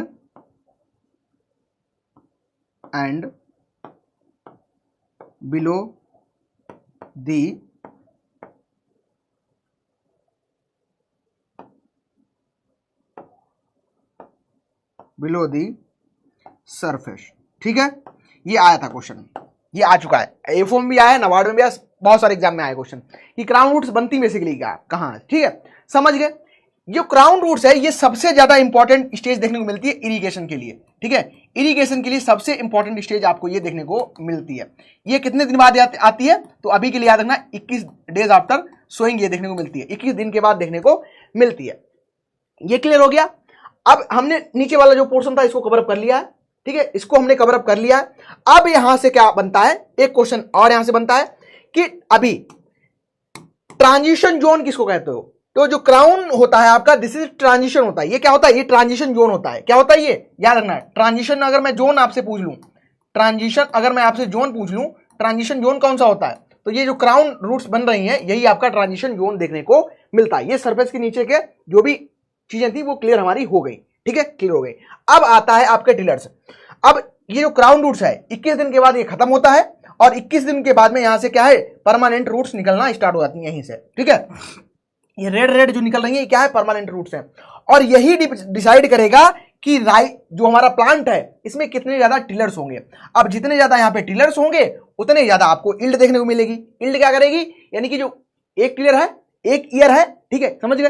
जो हमारा एक ईयर है यहां से एक बाली निकलेगी, एक बाली में बहुत सारे सीड होंगे, तो वही कहीं ना कहीं हमें डिपेंड करेगी। यानी कि नंबर क्या, नंबर ऑफ टिलर है जो, ठीक है, नंबर ऑफ टिलर्स जो हमारे हैं यही डिसाइड करते हैं कि हमारी इल्ड को, ठीक है। अगर टिलर कम निकलेंगे तो क्या है, इल्ड हमारी कम देखने को मिलेगी, इल्ड हमको क्या है, कम देखने को मिलेगी। याद रखना, ये भी पूछा जा सकता है, ठीक है। ट्रांजिशन जोन क्या होता है, बिल्कुल बहुत अच्छा क्वेश्चन है। ट्रांजिशन जोन का मतलब ये होता है कि सीड, ठीक है, ये सीड यहां पे है और यहां पे टिलर्स है। अगर आपसे पूछ ले कोई सीड और टिलर्स के बीच का ट्रांजिशन जोन क्या होता है, बीच का एरिया जहां से बदल रहे हैं, ठीक है। अच्छा, और थोड़ा सिंपल करते हैं। एक आपने देखा होगा अच्छा, आप लोग रील्स वगैरह देखते हो तो ऐसा समझाऊं ज्यादा अच्छा रहेगा। एक समुद्र है, समुद्र है और हमारी पृथ्वी है, तो पृथ्वी और समुद्र के बीच में बेसिकली ट्रांजिशन जोन है जो कोस्टल जोन देखने को मिलता है इस तरीके से, ठीक है। यानी कि जिस चीज को अलग कर रहे हैं, जब आप अलग अलग करते हो तो बीच का जो एरिया देखने को मिलता है। एक बहुत अच्छी इमेज इंटरनेट पे देखने को मिली होगी आपको। इधर क्या है, साफ पानी है, एकदम फ्रेश वाटर है, और इधर क्या है, एकदम गंदा वाटर है। कैसा, यहाँ पे कैसा है आपका डर्टी वाटर देखने को मिलता है, और बीच में ये कनेक्ट करते हैं आपस में, ठीक है, ये आपस में कनेक्ट करते हैं समुद्र को। तो इस तरीके से की पिक्चर बहुत वायरल आपने देखी भी होगी, याद है आपको, ध्यान में अगर आ रहा है तो। ये इधर फ्रेश वाटर है, इधर क्या है, डर्टी वाटर है, आपस में समुद्र मिलते हैं, ठीक है। वो वाली पिक्चर देखिए, तो वही ट्रांजिशन जोन होता है, समझ गए। ट्रांजिशन जोन बेसिकली गेहूं में आपसे जो पूछा जाता है, ये पूछा जाता है कि सीड और सीड, ये सीड हो गया और ये टिलर्स हो गए, इनके बीच का ट्रांजिशन जोन कौन सा होता है, क्राउन होता है, ठीक है। चलो समझ गए। अब क्या करते हैं हम, सीड जो हमारा नीचे का पोर्शन था इसको हम समझ गए। अब आते हैं हम यहां पे, कौन सा, ये लेते हैं इसको। तो बेसिकली अगर हम यहां पे बात करेंगे तो एक इंपॉर्टेंट चीज जो कि सीधे क्वेश्चन बनाती है, यहां पे जो आपको देखने को मिल रहे हैं इस तरीके से,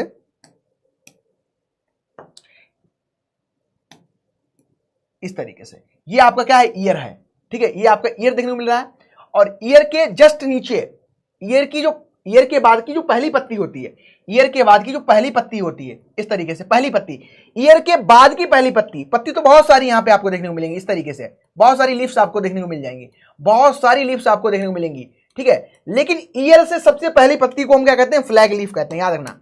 ये ईयर से सबसे पहली जो पत्ती है इसको क्या कहते हैं हम, इसको हम कहते हैं फ्लैग लीफ। क्या कहते हैं, फ्लैग लीफ। याद रखना, यहां से क्वेश्चन पूछा गया था क्या, कि फ्लैग लीफ जो है इसका काम क्या है, बताओ फ्लैग लीफ क्या है। तो अगर जो यहां पे हमने पढ़ा है कि नंबर ऑफ टिलर्स डिसाइड करेंगे इल्ड को, और इल्ड में बेसिकली क्या है, इल्ड क्या है, हमारी ग्रेन है।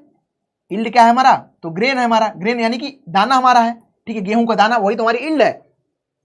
दाने की जो क्वालिटी है, ग्रेन की जो क्वालिटी है, उसको डिसाइड करेगी फ्लैग लीफ। लगभग 56% ये क्या करती है, फोटोसिंथेसिस करती है। और फोटोसिंथेसिस जब करेगा तो क्या होगा, हाँ बहुत सही लिख रहे हो, फ्लैग लीफ फोटोसिंथेसिस करेगी। फोटोसिंथेसिस क्या होगा, खाना बनेगा। खाना बनेगा तो मिलेगा किसको, मिलेगा सीड को। सीड की और अच्छी क्वालिटी होगी। तो कहीं ना कहीं हम बात करें क्या करता है, ये फोटोसिंथेसिस करता है। कितना करता है, तो लगभग 56% फोटोसिंथेसिस करता है।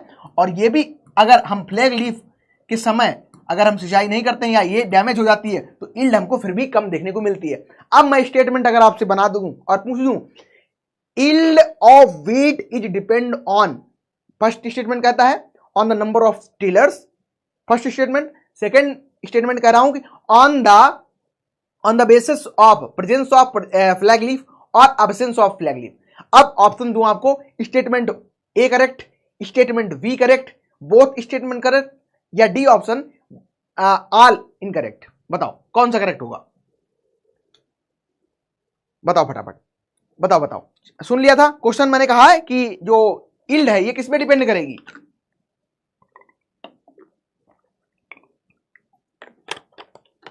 यील्ड है ये किस पे डिपेंड करेगी, नंबर ऑफ टिलर्स कितने हैं, ठीक है, नंबर ऑफ टिलर्स कितने हैं, फ्लैग लीफ कहती है, number of tillers and number of tiller. बहुत सही, बहुत सही, ठीक है, समझ गए। ऐसे ही बनते क्वेश्चन, ऐसे ही क्वेश्चन आपसे बनते हैं, ठीक है, बहुत सही, सी बहुत सही, बहुत सही, सभी का सही है, वाह वाह, बहुत अच्छी बात है। चलो एक तो हमारा ये सिस्टम यहां से क्वेश्चन आता है, दूसरा आता है हमारा जो क्वेश्चन वो इस तरीके से देखने को मिलता है अपर पोर्शन से। अपर पोर्शन से क्वेश्चन क्या मिलता है उसको थोड़ा समझ लेते हैं फिर आगे बढ़ेंगे, ठीक है। चलो तो मान चलो ये हमारा प्लांट हो गया, ठीक है, ये हमारे टिलर्स हो गए, ये जंक्शन है, यहीं से टिलर्स निकलेंगे, ये टिलर्स निकल रहे हैं, ठीक है, बहुत सारे टिलर्स आपको देखने को मिल रहे हैं आपस में, और टिलर्स आपस में मिलकर क्या करते हैं, यहां पे ले आते हैं इसको, ये तो प्लांट आप समझ गए। अब यहां पे क्या करेंगे हम इस तरीके से,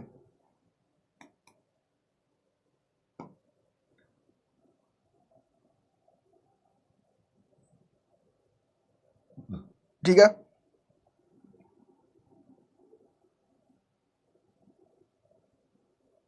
ये हमारा क्या है, ये इस तरीके से, ये यहां पे क्या होता है, यहां पे वीट अटैच होते हैं, ये आपको क्या है इस तरीके से अल्टरनेट में, ठीक है, अल्टरनेट में याद रखना, ये यहां से भी देखो क्वेश्चन वीट से हर जगह से आते हैं, और कौन कौन से आते हैं वो मैं आपको बताते चलता हूं यहां पे, ठीक है। चलो ये क्या है आपके दाने लगे यहाँ पे, ठीक है, गेहूं के दाने ये लगे हैं। अब इसको क्या कहते हैं, जो जिग जैग होता है, यहाँ पे जो जिग जैग आपको देखने को मिल रहा है, जिग जैग, जो जिग जैग आपको कंडीशन यहाँ पे देखने को मिल रही है, इसको हम क्या कहते हैं, इसको कहते हैं रैचिस। क्या कहते हैं इसको, याद रखना, इसको कहते हैं रैचिस। क्या इसको कहते हैं, इसको कहते हैं रैचिस, ठीक है, इसको कहते हैं रैचिस। और इस तरीके से बहुत सारे आपको वीट में देखने को मिलते हैं। तो वो क्या है, हमारे ईयर है, स्पाइक है, ये क्या है, ये क्या है हमारा ईयर है, ये हम क्या कहेंगे, ये क्या है स्पाइक है, ठीक है। और दूसरा हम क्या कहेंगे, ये क्या है हमारा हेड है, ठीक है, ये क्या है हमारा हेड है, स्पाइक है, ईयर है, ठीक है, क्लियर हो गया। अब ये जो रैचिस है, जिगजैग जो कंडीशन आपको देखने को मिल रही है, ये रैचिस है, इसमें क्या होता है कुछ इस तरीके से आपको देखने को मिलता है, ठीक है।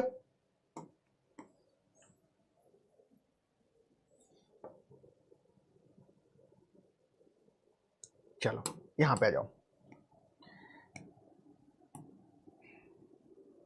ध्यान से बनाते चलना साथ ही साथ, अगर बना पाना तो बनाते चलना।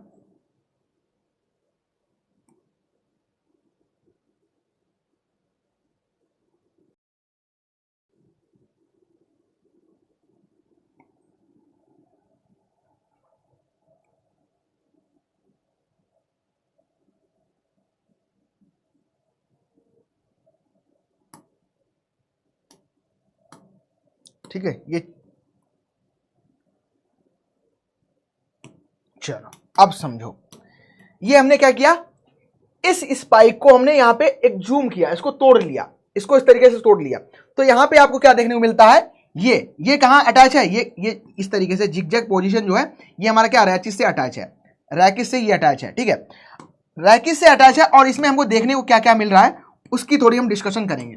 जो इस तरीके से आपको बाली में इस तरीके से एक डंडा ऐसा मिलता है छोटा सा, इसको हम ओन कहते हैं। क्या कहते हैं इसको, ओन कहते हैं, AWN, ओन कहते हैं इसको, क्या कहते हैं ओन, या इसको कहते हैं हिंदी में सीकर, ठीक है, सीकुर या सीकर कहते हैं, ठीक है, याद रखना। ये हमारा ओन हो गया। ओन अटैच किससे रहता है, तो याद रखना ये लेमा से अटैच रहता है, ठीक है, ये किससे अटैच रहता है, तो लेमा से अटैच रहता है। लेमा के जस्ट नीचे क्या होते हैं, हमको ऑरिकल्स देखने को मिलते हैं, ग्लूम लिख लो आप लोग, क्या है यहाँ पे ग्लूम आपको देखने को मिल जाता है, इसको हम ग्लूम कहते हैं। ये हमारा जिससे सीकुर निकला है, ओन जिससे निकला है वो क्या है हमारा लेमा है, और जिससे ओन नहीं निकला है ये हमारा क्या है, ये आपका पेलिया है, ठीक है, पूछा जाता है पेलिया और लेमा। बीच में क्या है, बीच में आपको इस तरीके से सीड देखने को मिलता है, गेहूं का सीड देखने को मिलता है, ठीक है। सीड में बेसिकली, सीड तो बाद में बनेगा, पहले तो ये फीमेल प्रोडक्शन, यहाँ पे फीमेल पार्ट्स देखने को मिलते हैं, मेल और फीमेल पार्ट्स देखने को मिलते हैं। ये क्या है, ये आपकी ओवरी है, ठीक है, ये क्या है, ये आपको ओवरी देखने को मिल रही है, और यहाँ पे इस तरीके से 3 आपको देखने को मिलेंगे, ठीक है, याद रखना उसको, क्या है 3 आपको स्टेमन यहाँ पे देखने को इस तरीके से मिल जाते हैं। ये क्या है, स्टेमन है, ठीक है, स्टेमन है, ये हमारे स्टेमन्स देखने को मिल रहे हैं। ये आपकी ओवरी है, ठीक है, ओवरी बेसिकली ये आपको यहाँ पे शो कर रही है। आपस में 2 कवरिंग इसके लिए हैं, जिस कवरिंग से मान चलो इस तरीके से कवर है, सुनो फिर ध्यान से याद करो, इधर देखो ध्यान से, ये अंदर क्या है गेहूं, ठीक है, ये मान चलो मेरा चेहरा है वो गेहूं है, इधर से 2 कवर करके रखे, एक लेमा है एक पेलिया है, ठीक है, चलो इसको बनाते हैं। अब मान चलो ये सीकुर निकला है, ठीक है, ये सीकुर निकला है, तो जब सीकुर जिससे निकला है ये क्या है, ये सीकुर जिससे निकला है वो क्या है, पेलिया है, ये वाला क्या है, ये मान चलो। अब देखो बताओ ये क्या है, व्हाट इज दिस, ये कौन सा पोर्शन है, बताओ बताओ ये क्या है, व्हाट इज दिस, जिससे सीकुर निकला है वो क्या है, पूछा गया है क्वेश्चन, फटाफट बताओ, फटाफट बताओ ये क्या है। इनर और आउटर लेयर तो हो गई, गेहूं को कवर किया, बहुत सही है। अनिल कह रहे हो कि इनर और इनर पेलिया, आउटर लेमा, बिल्कुल सही, डन, परफेक्ट परफेक्ट।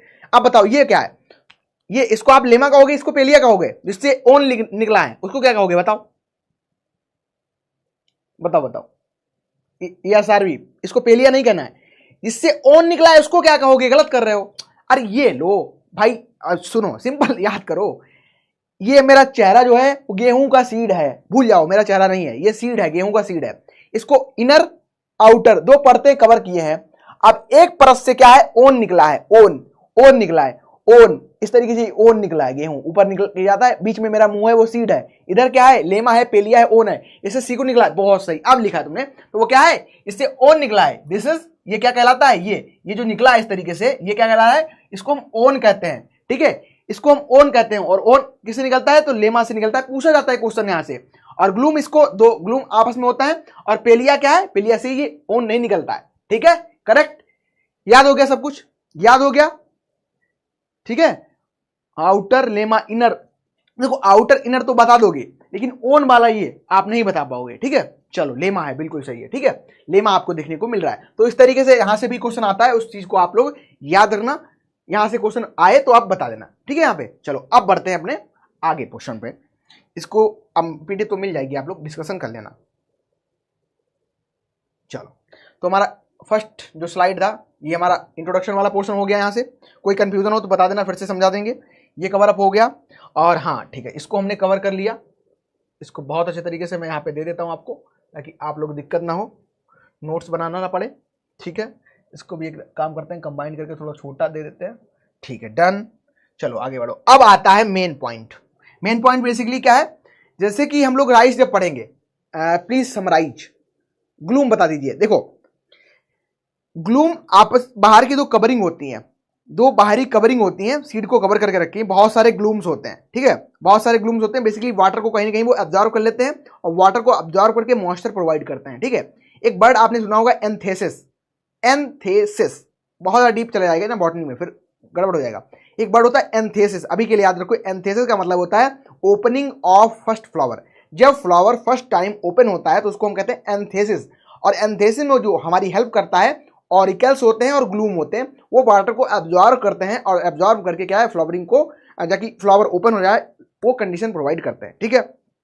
अच्छा, जब हमने सीड की बात करी, सीड की अगर हम लोग बात करें, सीड दो परतों से ढका होता है, एक होता है लेमा, एक होता है पेलिया। लेमा और पेलिया को हम आउटर और इनर कवर कहते हैं, ठीक है। इनर और आउटर कवरिंग होती है, उनको लेमा और पेलिया कहते हैं। पेलिया और लेमा इस तरीके से बंद करके सीड का फॉर्मेशन अंदर बनाते हैं सीड को, ठीक है। ओवरी है, फीमेल कंडीशन हो, मतलब फीमेल संरचना है, वो क्या है, सीड को बनाती है, ठीक है। डन हो गया, इतना समझ गए। अब जिससे निकलेगा ओन, ओन बेसिकली क्या, ये भी फोटोसिंथेसिस करेगा, ये भी कहीं ना कहीं खाना बनाएगा, ठीक है। ये भी हेल्प करता है सीड के अच्छे डेवलपमेंट हो, क्वालिटी बढ़िया हो, तो जिससे निकलेगा ओन, वो क्या है, आपका लेमा है। और जो आउटर इनर कवरिंग जो आप बता रहे हो, वो क्या है, लेमा है। अच्छा, आउटर और इनर कवरिंग लेमा और पेलिया की जब बात कर रहे हो, लेमा प्लस पेलिया की जब आप बात कर रहे हो, तो दोनों को मिला के हम हल कहते हैं, ठीक है। हल कहते हैं, क्या हल कहते हैं, HULL, हल कहते हैं। और इसी को हम हलिंग परसेंटेज निकालते हैं, हम क्या निकालते हैं, हलिंग परसेंटेज निकालते हैं, ठीक है, हलिंग परसेंटेज निकालते हैं। एंथेसिस ऑफ ओपनिंग फ्लावर, बिल्कुल सही। फर्स्ट लिख दो, थोड़ा और करेक्ट कर लो, opening of flower in first time, या फर्स्ट ओपनिंग ऑफ फ्लावर क्या कहते हैं, एंथेसिस कहते हैं, ठीक है। चलो हुल, बहुत अच्छे, चलो ठीक है, डन हो गया। यहां से फिर आता है हमारा वीट। वीट का प्लांट हो सकता है आप लोग जब फर्स्ट टाइम खेत में जाओ, आपने वीट ना देखा हो। देखो ऐसा हुआ हमारे साथ, मेरी कुछ गर्ल्स बैचमेट थी जो कि नई वीट वाली बार देखी थी। हमारा फर्स्ट डे था कॉलेज का, और आज तक मुझे याद है यूनिवर्सिटी का जो हमारा फर्स्ट डे था, ये जब एडमिशन लिया था, तो पहली क्लास हमारी एग्रोनॉमी की थी। हमारे टीचर थे doctor S B Singh sir, और उन्होंने जब हमको फील्ड पे बुलाया, हमको मतलब पूरे क्लास को, तो मैं थोड़ा उस फर्स्ट क्लास में पता नहीं क्यों लेट हो गया। और आज तक मेरा रिकॉर्ड रहा है कि जब भी मैं किसी भी काम करना हो, मैं 10 मिनट तो पहले ही पहुंचता हूं, सबसे पहले ट्राई करता हूं अपना, है ना। तो उस दिन मैं लेट हो गया, और लेट होने का पता नहीं क्या विधि का, कहते नहीं विधान है, प्रकृति ऐसा कुछ कर देती है आपके साथ। तो जब मैं पहुंचा, तो काम बेसिकली ये था कि सब लोग खुरपी ले रहे थे, खुरपी इशू करा रहे थे। खुरपी मतलब एक वीड निकालने के लिए एक यंत्र होता है, इक्विपमेंट होता है, उसको खुरपी कहते हैं हमारे लोकल भाषा में, ठीक है, आप भी समझते होंगे, ठीक है। तो वो खुरपी सब लोग इशू करा रहे थे, तो मुझे लगा कि मैं लेट हो गया, अब मुझे मिलेगा नहीं वो इक्विपमेंट। तो हाँ, नो डाउट इक्विपमेंट भी नहीं, वो खुरपी हमें नहीं मिली, ठीक है। नहीं मिली तो पता लगा कि फील्ड पे जाना है। फील्ड पे पहुंचे, तो फील्ड पे गए, और जिस यूनिवर्सिटी से मैं हूं वो एक ऐसा एरिया है जहां पे हम मिलेट को अच्छा ग्रो कर सकते हैं। मिलेट का हब है वो रीजन, बुंदेलखंड रीजन मिलेट का हब कहलाता है। और उस समय मिलेट लगे थे, यही सीजन चल रहा था अभी वाला, ठीक है, अभी वाला सीजन चल रहा था, मिलेट्स लगे थे। और मिलेट्स लगे थे तो उनमें बीड बहुत ज्यादा आ जाते हैं, बीड बहुत आ जाते हैं। तो टीचर ने कुछ जो बच्चे पहले पहुंच गए थे उन्होंने तो खुरपी इशू करवा ली, ठीक है, हमारी खुरपी मिल नहीं पाई। तो अब भाई क्या हुआ कि जिनके पास खुरपी थी वो तो खुरपी से वीड निकालने लगे, खरपतवार को निकालने लगे। लाइन सोइंग हुई थी, ठीक है, लाइन सोइंग। इस तरीके से हम अगर डिस्कशन करें आपके साथ तो लाइन सोइंग हुई थी, इस तरीके पंक्तिबद्ध हुई थी, ठीक है। इनके बीच में सीड थे, ये आपके इसमें प्लांट लगे थे इस तरीके से, और इनके बीच के सीड हमको जो बीड थे उनको निकालने पड़े थे, ठीक है। अब जिनके पास खुरपी थी वो तो बैठ गए, ये सीड निकालने लगे। कुछ यहीं में हमारे बॉयज थे, ठीक है, और कुछ गर्ल्स थे। अब जिन गर्ल्स ने गेहूं को देखा नहीं था, मिलेट्स को, बेसिकली मिलेट्स को नहीं देखा था, वो क्या किए, उन्हें लगा कि इसके अंदर क्या है, यहाँ पे क्रॉप ग्रो की गई है और ये क्या है, दिस इज वीड, ये जो लाइन में बोया गया है ये क्या है, ये वीड है। तो टीचर थे नहीं, टीचर ने सिर्फ काम इतना किया था कि इशू करवा दिया। अब वो इस लाइन को निकालना शुरू कर दिए और जैसे जैसे उनको रियलाइज हुआ कि उन्होंने गलत काम किया है तब तक पूरी रो को उन्होंने निकाल दिया, ये पूरी रो ही निकाल दी। और आप समझ सकते हो कि जब लेवल ऑफ जो कॉन्फिडेंस था इतना था कि हमने क्या किया, हमने सारे वीड खत्म कर दिए हैं। और वीड खत्म करने की जगह उन्होंने क्या किया, पूरा जो मिलेट्स का लाइन था उसको खत्म कर दिया, ठीक है। और चूंकि हमारे पास नहीं था तो हम क्या कर रहे थे, पौधों को उखाड़ रहे थे, ठीक है, क्योंकि हमें पता था वीड, इसमें वीड कौन सा है, वीड कौन से हैं, प्लांट्स कौन कौन से हैं। तो ये इस तरीके से हमारा जो पहला अनुभव था ये हमारे साथ ये घटना हुई थी। तो हो सकता है कि आपके साथ जिंदगी में ऐसी घटना ना घटित हो, तो उसके लिए हम आपके लिए लेके आए हैं एक ताजा और कह सकते हैं एकदम शानदार तरीके की फोटो। इसमें आप देख सकते हो, आप ऐसा कभी मत करना। ये जो यहाँ पे इस तरीके से सीडलिंग स्ट्रक्चर दिखाई दे रही है, इसको सीडलिंग कहते हैं। प्लांट जब छोटा होता है तो इसको क्या कहते हैं नहीं होता है कभी कभी, जब आप देखो ये सीडलिंग स्ट्रक्चर है तो नहीं पहचान सकते हैं, मोस्टली उसमें ऐसे थे, ठीक है, ठीक है। हमारे क्लास में नहीं, बहुत सारे ऐसे थे स्टूडेंट, लड़के भी ऐसे ही थे। अब सीडलिंग स्ट्रक्चर पे नहीं पहचान पाए, शहर के बच्चे थे, उन्होंने नहीं देखा ये, तो उन्होंने क्या किया, इसी को निकाल दिया। तो ये आप अब जब भी आप पढ़ें तो वीड की जो सीडलिंग होती है, प्लांट जब छोटा होता है तो उसको हम सीडलिंग स्ट्रक्चर कहते हैं, और इस तरीके से प्लांट दिखता है। फिर जब बड़ा होता है प्लांट, जब ईयर आता है, बाली आती है, तो इस तरीके से आपको देखने को मिलती है। और जब मेच्योर हो जाता है तो आपको इस तरीके से वीट देखने को मिलता है। दिस इज मेच्योर है। और ये कौन सा है, ये आपका कौन सा है, ये इमेच्योर कंडीशन में है, यानी कि ये सीड फॉर्मेशन की स्टेज में है। और ये कैसा है, ये सीडलिंग स्टेज में आपको देखने को मिल रहा है, ठीक है। ये सीडलिंग स्टेज में आपको देखने को वीट इस तरीके से मिलता है, ठीक है। होगा क्लियर? अब मत करना, आप में से कोई ऐसा मत करना दोबारा, है ना, बता ले आपके साथ भी ऐसे ही खेल हो जाए। चलो, इस स्ट्रक्चर को हमने पूरे अच्छे तरीके से समझ लिया है। अब अगर कोई क्वेश्चन यहां से बनेगा फिर आप यहां से कर दोगे, ठीक है। लीफ, स्टेम, स्पाइक, ओन, ठीक है, फ्लोरेट बता दिया, लेमा, पेलिया बता दिया आपको, फिलामेंट, ग्लूम, ओवरी, स्टिग्मा सब बता दिया है। इस तरीके से आपको देखने को मिलता है। ये आपकी स्पाइक है, ठीक है, फ्लोरेट बहुत सारे होते हैं, ये आपके टिलर्स होते हैं, ठीक है।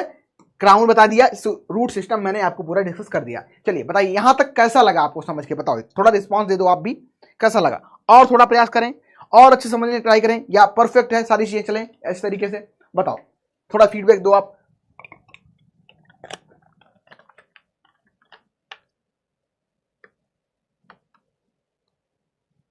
कल अमेरिका क्या खेला था, बताओ, क्लियर है सारी चीजें, बढ़िया शानदार तरीके से याद हो गई, सब कुछ याद हो गया जो भी आपको अभी तक बताया गया। कोई कंफ्यूजन, किसी प्रकार का कोई डाउट तो नहीं किसी को? मयंक क्लियर है, ओके डन, ठीक है, क्लियर होना चाहिए। अग्रिमा, अक्षय, दीपिका, कुशल, ओके डन डन, बस यही ऐसे रिस्पॉन्स चाहिए। जब भी एक स्लाइड खत्म हो दोबारा डाउट उस स्लाइड में जिंदगी में नहीं होना चाहिए, है ना। चलो मयंक, ओके, सूरज डन। चलो आगे बढ़ते हैं। अब आते हैं कुछ हमें जो फैक्चुअल डाटा है जिसको याद ही करना पड़ेगा। मोस्टली तो हमने चीजें बता दी, आपको याद करना रहेगा। जैसे कि हमने बात की थी सर आज क्वेश्चन, अच्छा ठीक है, बिल्कुल, अभी रुको, इस स्लाइड को खत्म करते हुए क्वेश्चन पूछते हैं आपसे। कह रहा है कि व्हीट के में जो प्रोटीन देखने को मिल रही है, लगभग हमको 12% प्रोटीन देखने को मिलती है, ठीक है, 12% प्रोटीन, और इसमें भी हमको ग्लूटीन प्रोटीन देखने को मिल रही है। ये ग्लूटीन जो प्रोटीन है ये दो प्रोटीन से मिलकर बनी होती, एक ग्लाइडीन, ठीक है, वो मत याद करना, ग्लाइडीन एक प्रोटीन है और एक ग्लूडीन है, ठीक है। ग्लाइडीन और ग्लूडीन करके प्रोटीन दो होती है, उनसे मिलकर ग्लूटीन बनी होती है। मैं बता दे रहा हूं, सुन लो, इंपॉर्टेंट नहीं, वो नहीं पूछा जाएगा, ठीक है। अच्छा, लेकिन एक चीज और पूछी जा रही है जो कि हाल में बहुत ज्यादा ट्रेंड में है, जो ग्लूटीन प्रोटीन है, यह क्या अगर आप इसका सेवन करते हो, ठीक है, अगर आप इसका सेवन करते हो, गेहूं का अधिकतम सेवन करोगे तो कोई दिक्कत आपको नहीं आएगी। लेकिन जो छोटे बच्चे होते हैं उनमें एक डिजीज हो जाती है, अगर व्हीट का सेवन कराते हैं उनको, बच्चों को, तभी जो छोटे बच्चे होते हैं उनको मना किया जाता है खाना खाने से, ठीक है। ग्लाइडीन और ग्लूइडीन, बिल्कुल सही लिखा है, ठीक है। तो जो चिल्ड्रन होते हैं उनमें एक डिजीज देखने को मिलती है जो कि वो है सेलेसिक डिजीज। तो छोटे बच्चों को इसीलिए अनाज देने से मना किया जाता है। रीजन समझ आ गया? जो सेलेसिक डिजीज है ये बच्चों में हमको देखने को मिलती है। अगर हम बात करें अभी हाल फिलहाल की एक रिपोर्ट की, तो यूएसए में 100 में से लगभग 1 से 2 बच्चों में ये आपको बीमारी देखने को मिल रही है सेलेसिक डिजीज की वजह से। This is not good for children. Okay, done, perfect. चलिए बात कर रहे हैं ग्लूटीन प्रोटीन की। ग्लूटीन प्रोटीन अगर ना हो तब भी समस्या। अब समस्या क्या होगी? तो ग्लूटीन प्रोटीन डिसाइड करती है कि रोटी जो हमारी है, चपाती जो हमारी है, कितनी फूलेगी, कितनी ज्यादा चपाती फूलेगी। तो वही डिपेंड करता है क्या करता है? ये ग्लूटीन है, बेकिंग क्वालिटी को डिपेंड यहाँ पे करता है, ठीक है। जितनी अच्छी ज्यादा, जितनी बढ़िया प्रोटीन देखने को मिलेगी, जितनी ज्यादा उतनी अच्छी रोटी यहाँ पे फूलेगी, ठीक है। डिजीज होते हैं, बिल्कुल सही लिखा है कुशल ने। फिर आता है कि बता दिया प्रोटीन आपको, इतनी प्रोटीन देखने को मिलती है। अच्छा, फिर आता है कि जो व्हीट है, व्हीट हम बात करें अपने प्यारे भारत की, तो भारत में कहां से आया? तो भारत में जो व्हीट आया है साउथ वेस्ट एशिया से आया है, ठीक है। साउथ वेस्ट एशिया से बेसिकली बात करें, लेकिन इंडिया में कहां से? तो आर्य, आपने पढ़ा होगा, जो आर्यन थे, आर्य, ठीक है, आर्य थे, उनको श्रेय जाता है कि इंडिया में जो व्हीट को लाया गया, व्हीट के प्लांट को इंडिया में लाने का जो श्रेय है ये किसको जाता है? आर्य लोगों को जाता है। इस चीज को आप लोग याद रखना, बहुत इंपॉर्टेंट है। दूसरा कि जो व्हीट है इसमें हाइब्रिडाइजेशन करना है। हाइब्रिडाइजेशन मतलब होता है कि ए और बी को आपस में क्रॉस करा के आप क्या करते हो? ए बी बनाते हो, और जो ए बी है this is superior than our parents, ठीक है। इसको आप हेटेरोसिस बर्ड के नाम से जानते हैं, कि जो हेटेरोसिस होता है क्या? Superiority of F1 over there parent. मान चलो जैसे आपके मम्मी पापा है, ठीक है, आप मम्मी पापा से आप कहीं ना कहीं आपकी त्वचा होगी बहुत अच्छी दिख रही होगी, उनसे थोड़ी परफेक्ट। अगर उनमें क्या है, उनमें अगर हेयर और शाइनिंग है तो आपकी उनसे ज्यादा शाइनिंग करेंगे, मतलब उनसे ज्यादा अच्छे गुण आप में देखने को मिलेंगे। और ये गुण तो बेसिकली ये जेनेटिक फैक्टर की हम बात कर रहे हैं। तो एक तो फैक्टर होता है जेनेटिक फैक्टर, ठीक है, और एक फैक्टर होता है एनवायरमेंटल फैक्टर, ठीक है। जेनेटिक और एनवायरमेंटल फैक्टर देखने को मिलते हैं, लेकिन यहाँ पे सभी का रोल 50-50% हमारे ऊपर दिखता है, ठीक है। 50% रोल हमारे माता पिता के थ्रू हमें ट्रांसफर होते हैं, उनके थ्रू आता है, ठीक है। उनका नॉलेज कैसा है, उनके एक्सपीरियंस कैसे हैं, उनका चाल चलन कैसा है, उनके व्यवहार कैसे हैं, तो वो सारी चीजें, वो कैसे बोलते हैं, आवाज कैसी है, टोन कैसी है, कलर कैसा है, हाइट कितनी है, ये सारी चीजें। लेकिन 50% जो कैरेक्टर्स होते हैं वो हम अपने इन्वायरमेंट से एक्वायर करते हैं, ठीक है। ये जेनेटिक बेस की बात नहीं कर रहा हूं, ये कॉन्सेप्ट की बात कर रहा हूं, ठीक है। ये हम कैसे इंसान बनेंगे ये कहीं ना कहीं हमारे इन्वायरमेंट पे डिपेंड करता है, ये जेनेटिक हमें नहीं लेके आता है हमारा, ठीक है। चलो, तो हम जब बात कर रहे हैं हाइब्रिडाइजेशन की, तो हाइब्रिडाइजेशन गेहूं में भी किया जाता है, और गेहूं में बहुत सारी हाइब्रिड हम आगे पढ़ेंगे भी, ठीक है। हाइब्रिड पढ़ेंगे भी। आर्यंस मतलब एम एस स्वामीनाथन नहीं, अच्छा है ये नहीं, आर्य लोग थे, ठीक है। कह सकते हो कि बहुत पुराने काल में आर्य लोग हुआ करते थे, और इंडिया में वो गेहूं को लेके आए। तो आर्यन अलग है, आर्यन स्वामीनाथन नहीं है, ठीक है। बताऊंगा, स्वामीनाथन दूसरे काम से रिलेटेड है, ठीक है। एक मेथड अपनाते हैं हाइब्रिड बनाने के लिए गेहूं में, वो है हमारा गोजो मेथड। कौन सा? Gojo method. बोलो फटाफट बोलो, बताओ कौन सा मेथड अपनाते हैं हम लोग? तो हम जो मेथड अपनाते हैं व्हीट में हाइब्रिडाइजेशन के लिए, संकरीकरण के लिए, वो कौन सा है? Gojo method. कौन सा है? गोजो मेथड है, ठीक है। अच्छा, जो जीन इसमें पाया जाता है ये नोरिन 10 पाया जाता है। गेहूं छोटा क्यों है? पहले गेहूं जो था ये बड़ा हुआ करता था, गेहूं बहुत बड़ा लंबा हुआ करता था, और लंबा गेहूं अच्छा था, प्लांट अच्छा दिखता था, सब कुछ अच्छा दिखता था। लेकिन क्या था वहां पे? जब गेहूं पक जाता था, और गेहूं जब पकता है तो बहुत तेज हवाएं चलती हैं, आपने महसूस किया होगा, जून जुलाई, ठीक है, और मार्च में हवाएं चलना स्टार्ट हो जाती हैं। और उस समय क्या करता था? लॉजिंग हो जाती थी। लॉजिंग यानी कि गिर जाता था हवा के कारण। दो प्रकार से लॉगिंग होती है, एक वाटर लॉगिंग, एक लॉजिंग। वाटर मतलब पानी की अधिकता से जो प्लांट गिरेगा वो वाटर लॉगिंग, हवा की अधिकता से जो प्लांट गिरेगा वो क्रॉप लॉजिंग, ठीक है। लॉजिंग 2 प्रकार की होती है। तो जब प्लांट पक जाता था, तैयार हो जाता था, तब ये तेज हवाओं के कारण गिर जाता था। तो गेहूं को हमने क्या किया? जीन उसमें डाले, उसको जेनेटिक मॉडिफिकेशन किया, उसके जीन हम ऐसे ट्रांसफर किए ताकि वो डॉर्फ हो जाए, बौना रह जाए, छोटा रह जाए, तो हवा चलेगी तो गिरेगा नहीं, ठीक है। तो इसके लिए एक वैरायटी थी नोरिन 10। कौन सी वैरायटी थी? नोरिन 10। ये जापान की एक किस्म थी, इस वैरायटी से 2 जीन निकाले गए जिसका मतलब है RST1 और RST2। ठीक है, कोई पूछे डार्फनेस के लिए कौन रिस्पॉन्सिबल है, तो नोरिन 10 रिस्पॉन्सिबल है। और थोड़ा डिटेल में पूछे कि नोरिन 10 तो चलो किस्म है, आप बता रहे हो नोरिन 10 रिस्पॉन्सिबल है, हाँ नोरिन 10 किस्म से 2 जीन निकाले गए RST1 RST2 जो कि डॉर्फनेस बौनेपन के लिए रिस्पॉन्सिबल हैं। ठीक है, किसके लिए?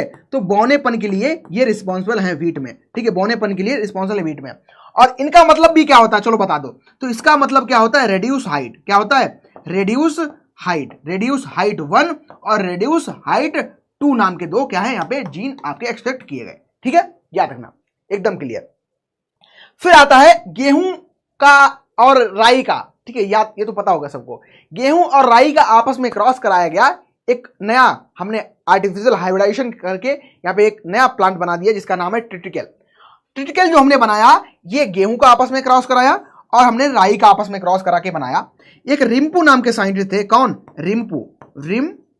रिम्पू नाम के साइंटिस्ट थे। 1840 के करीब इन्होंने ये क्रॉस कराया था और फर्स्ट टाइम इन्होंने आर्टिफिशियल हाइब्रिडाइजेशन करके आर्टिफिशियल क्रॉप बना दी जिसको हम ट्रिटिकल कहते हैं। आजकल तो बहुत सारी क्रॉप है जो कि आर्टिफिशियल देखने को मिलती हैं। बिल्कुल Ravi Ranjan ji, lodging means fall of water, हाँ क्रॉप ऑफ फील्ड। ठीक, बिल्कुल सही कह रहे हो। डिनर्स नहीं, बता रहा हूं आपका। ठीक है, इंटर स्पेसिफिक क्रॉस बिटवीन राई और वीट ये जो कराया गया था, ये कराया गया था रिम्पू के द्वारा और वहां इन्होंने क्या बनाया? ट्रिटिकल बनाया। ठीक है, वीट और राई आपस में क्रॉस करा के इन्होंने ट्रिटिकल बनाया। और ट्रिटिकल की अभी एक इंपॉर्टेंट वैरायटी RPSC AO के एग्जामिनेशन में पूछी गई थी। कौन सी थी वो? DT1। ठीक है, और DT1 नहीं, DT40। ठीक है, DT40 वैरायटी है एक। ठीक है, किस्म है एक।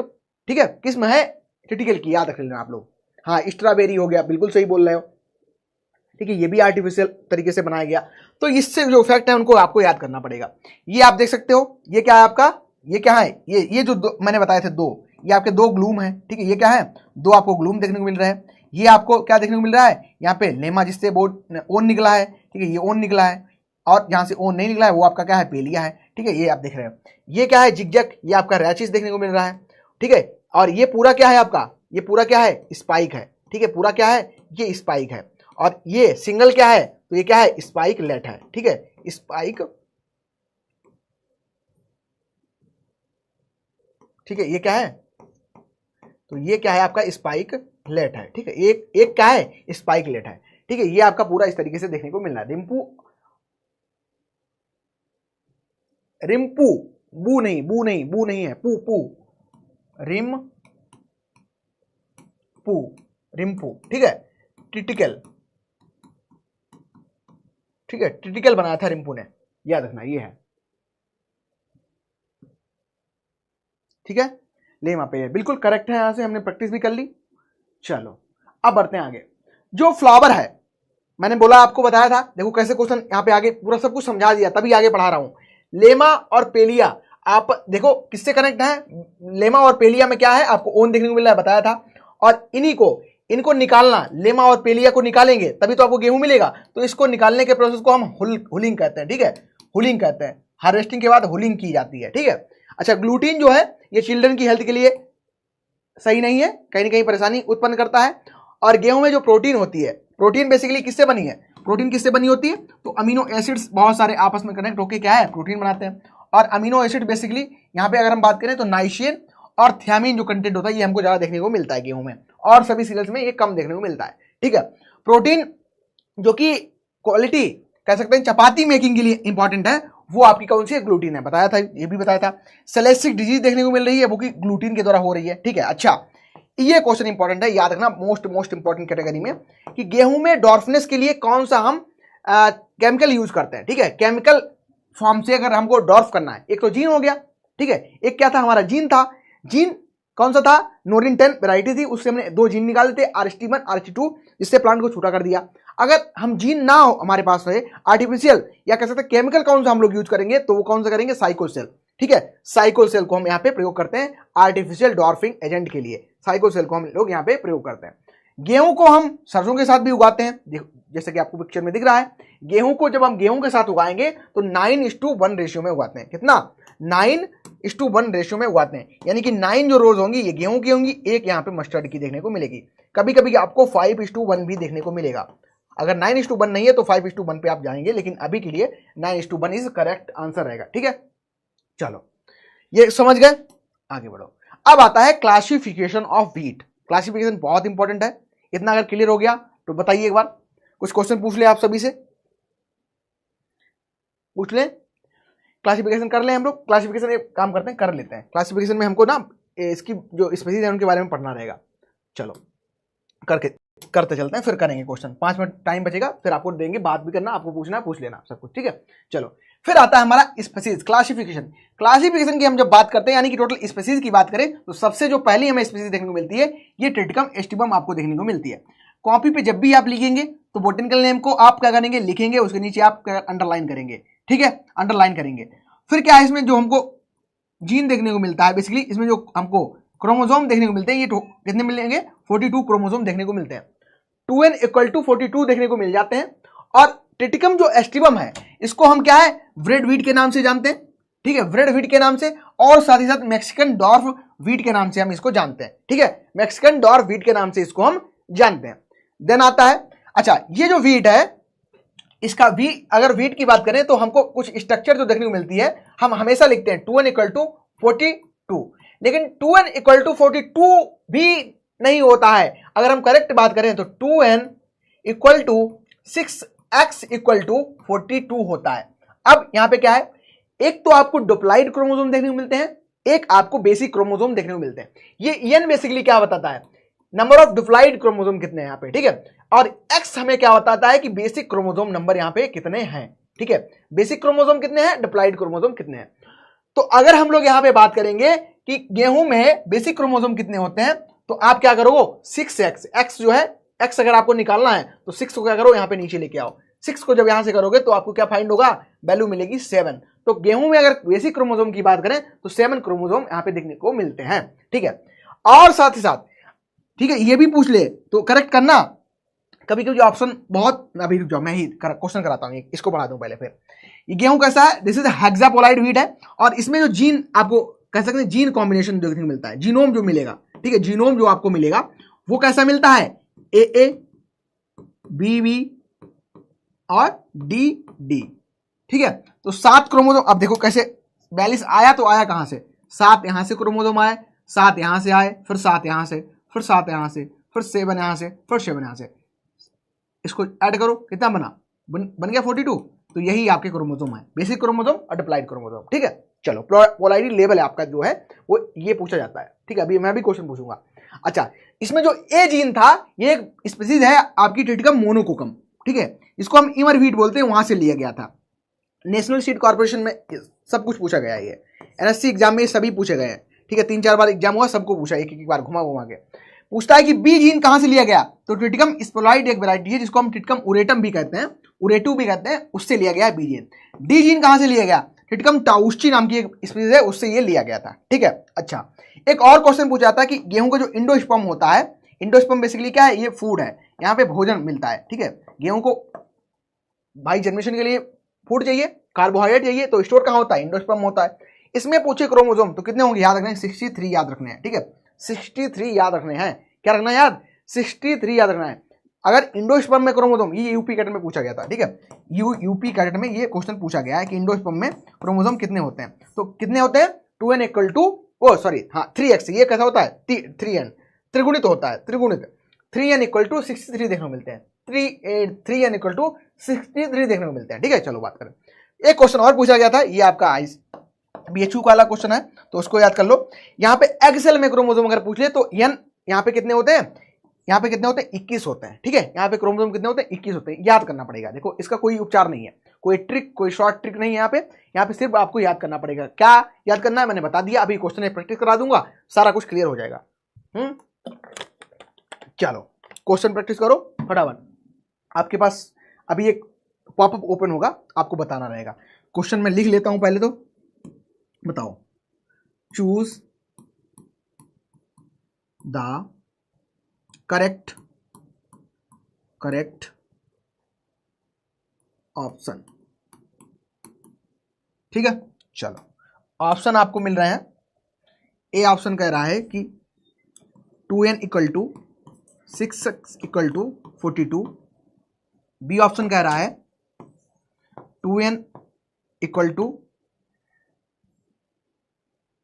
इंडोस्पर्म में क्रोमोसोम पूछ लेते हैं, ठीक है। इंडोस्पर्म में जो क्रोमोसोम देखने को मिल रहे हैं ये कितने मिल रहे हैं, 3n इक्वल टू 63, ठीक है।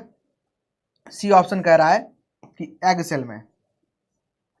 सेल में जो क्रोमोसोम आपको देखने को मिल रहे हैं, एग सेल यहाँ पे बताया था, ठीक है, एग सेल भी बताया है तो याद रखना, ठीक है। n इक्वल टू यहाँ पे कितने हैं, 21 क्रोमोसोम है। एक और स्टेटमेंट हम लोग यहाँ से बना लेते हैं, डी, ठीक है। कह रहा है कि क्रोमोसोम यहाँ पे जो कंटेंट आपको देखने को मिल रहा है, ठीक है, या कह सकते हैं जीनोम जो हमको देखने को मिल रहा है इस तरीके से मिलेगा, ठीक है। ऑल ऑफ दीज, ठीक है। बताओ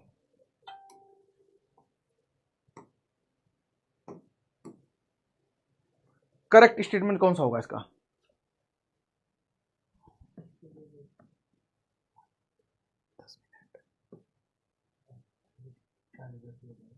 साढ़े दस तो है।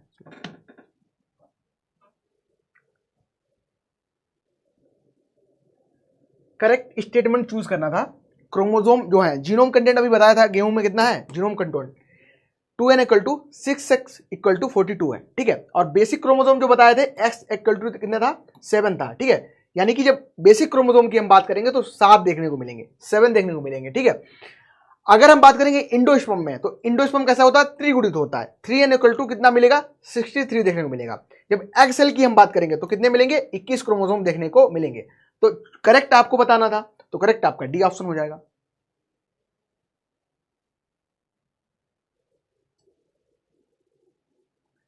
डी ऑप्शन, डी किया है तो बिल्कुल सही है सभी का, ठीक है।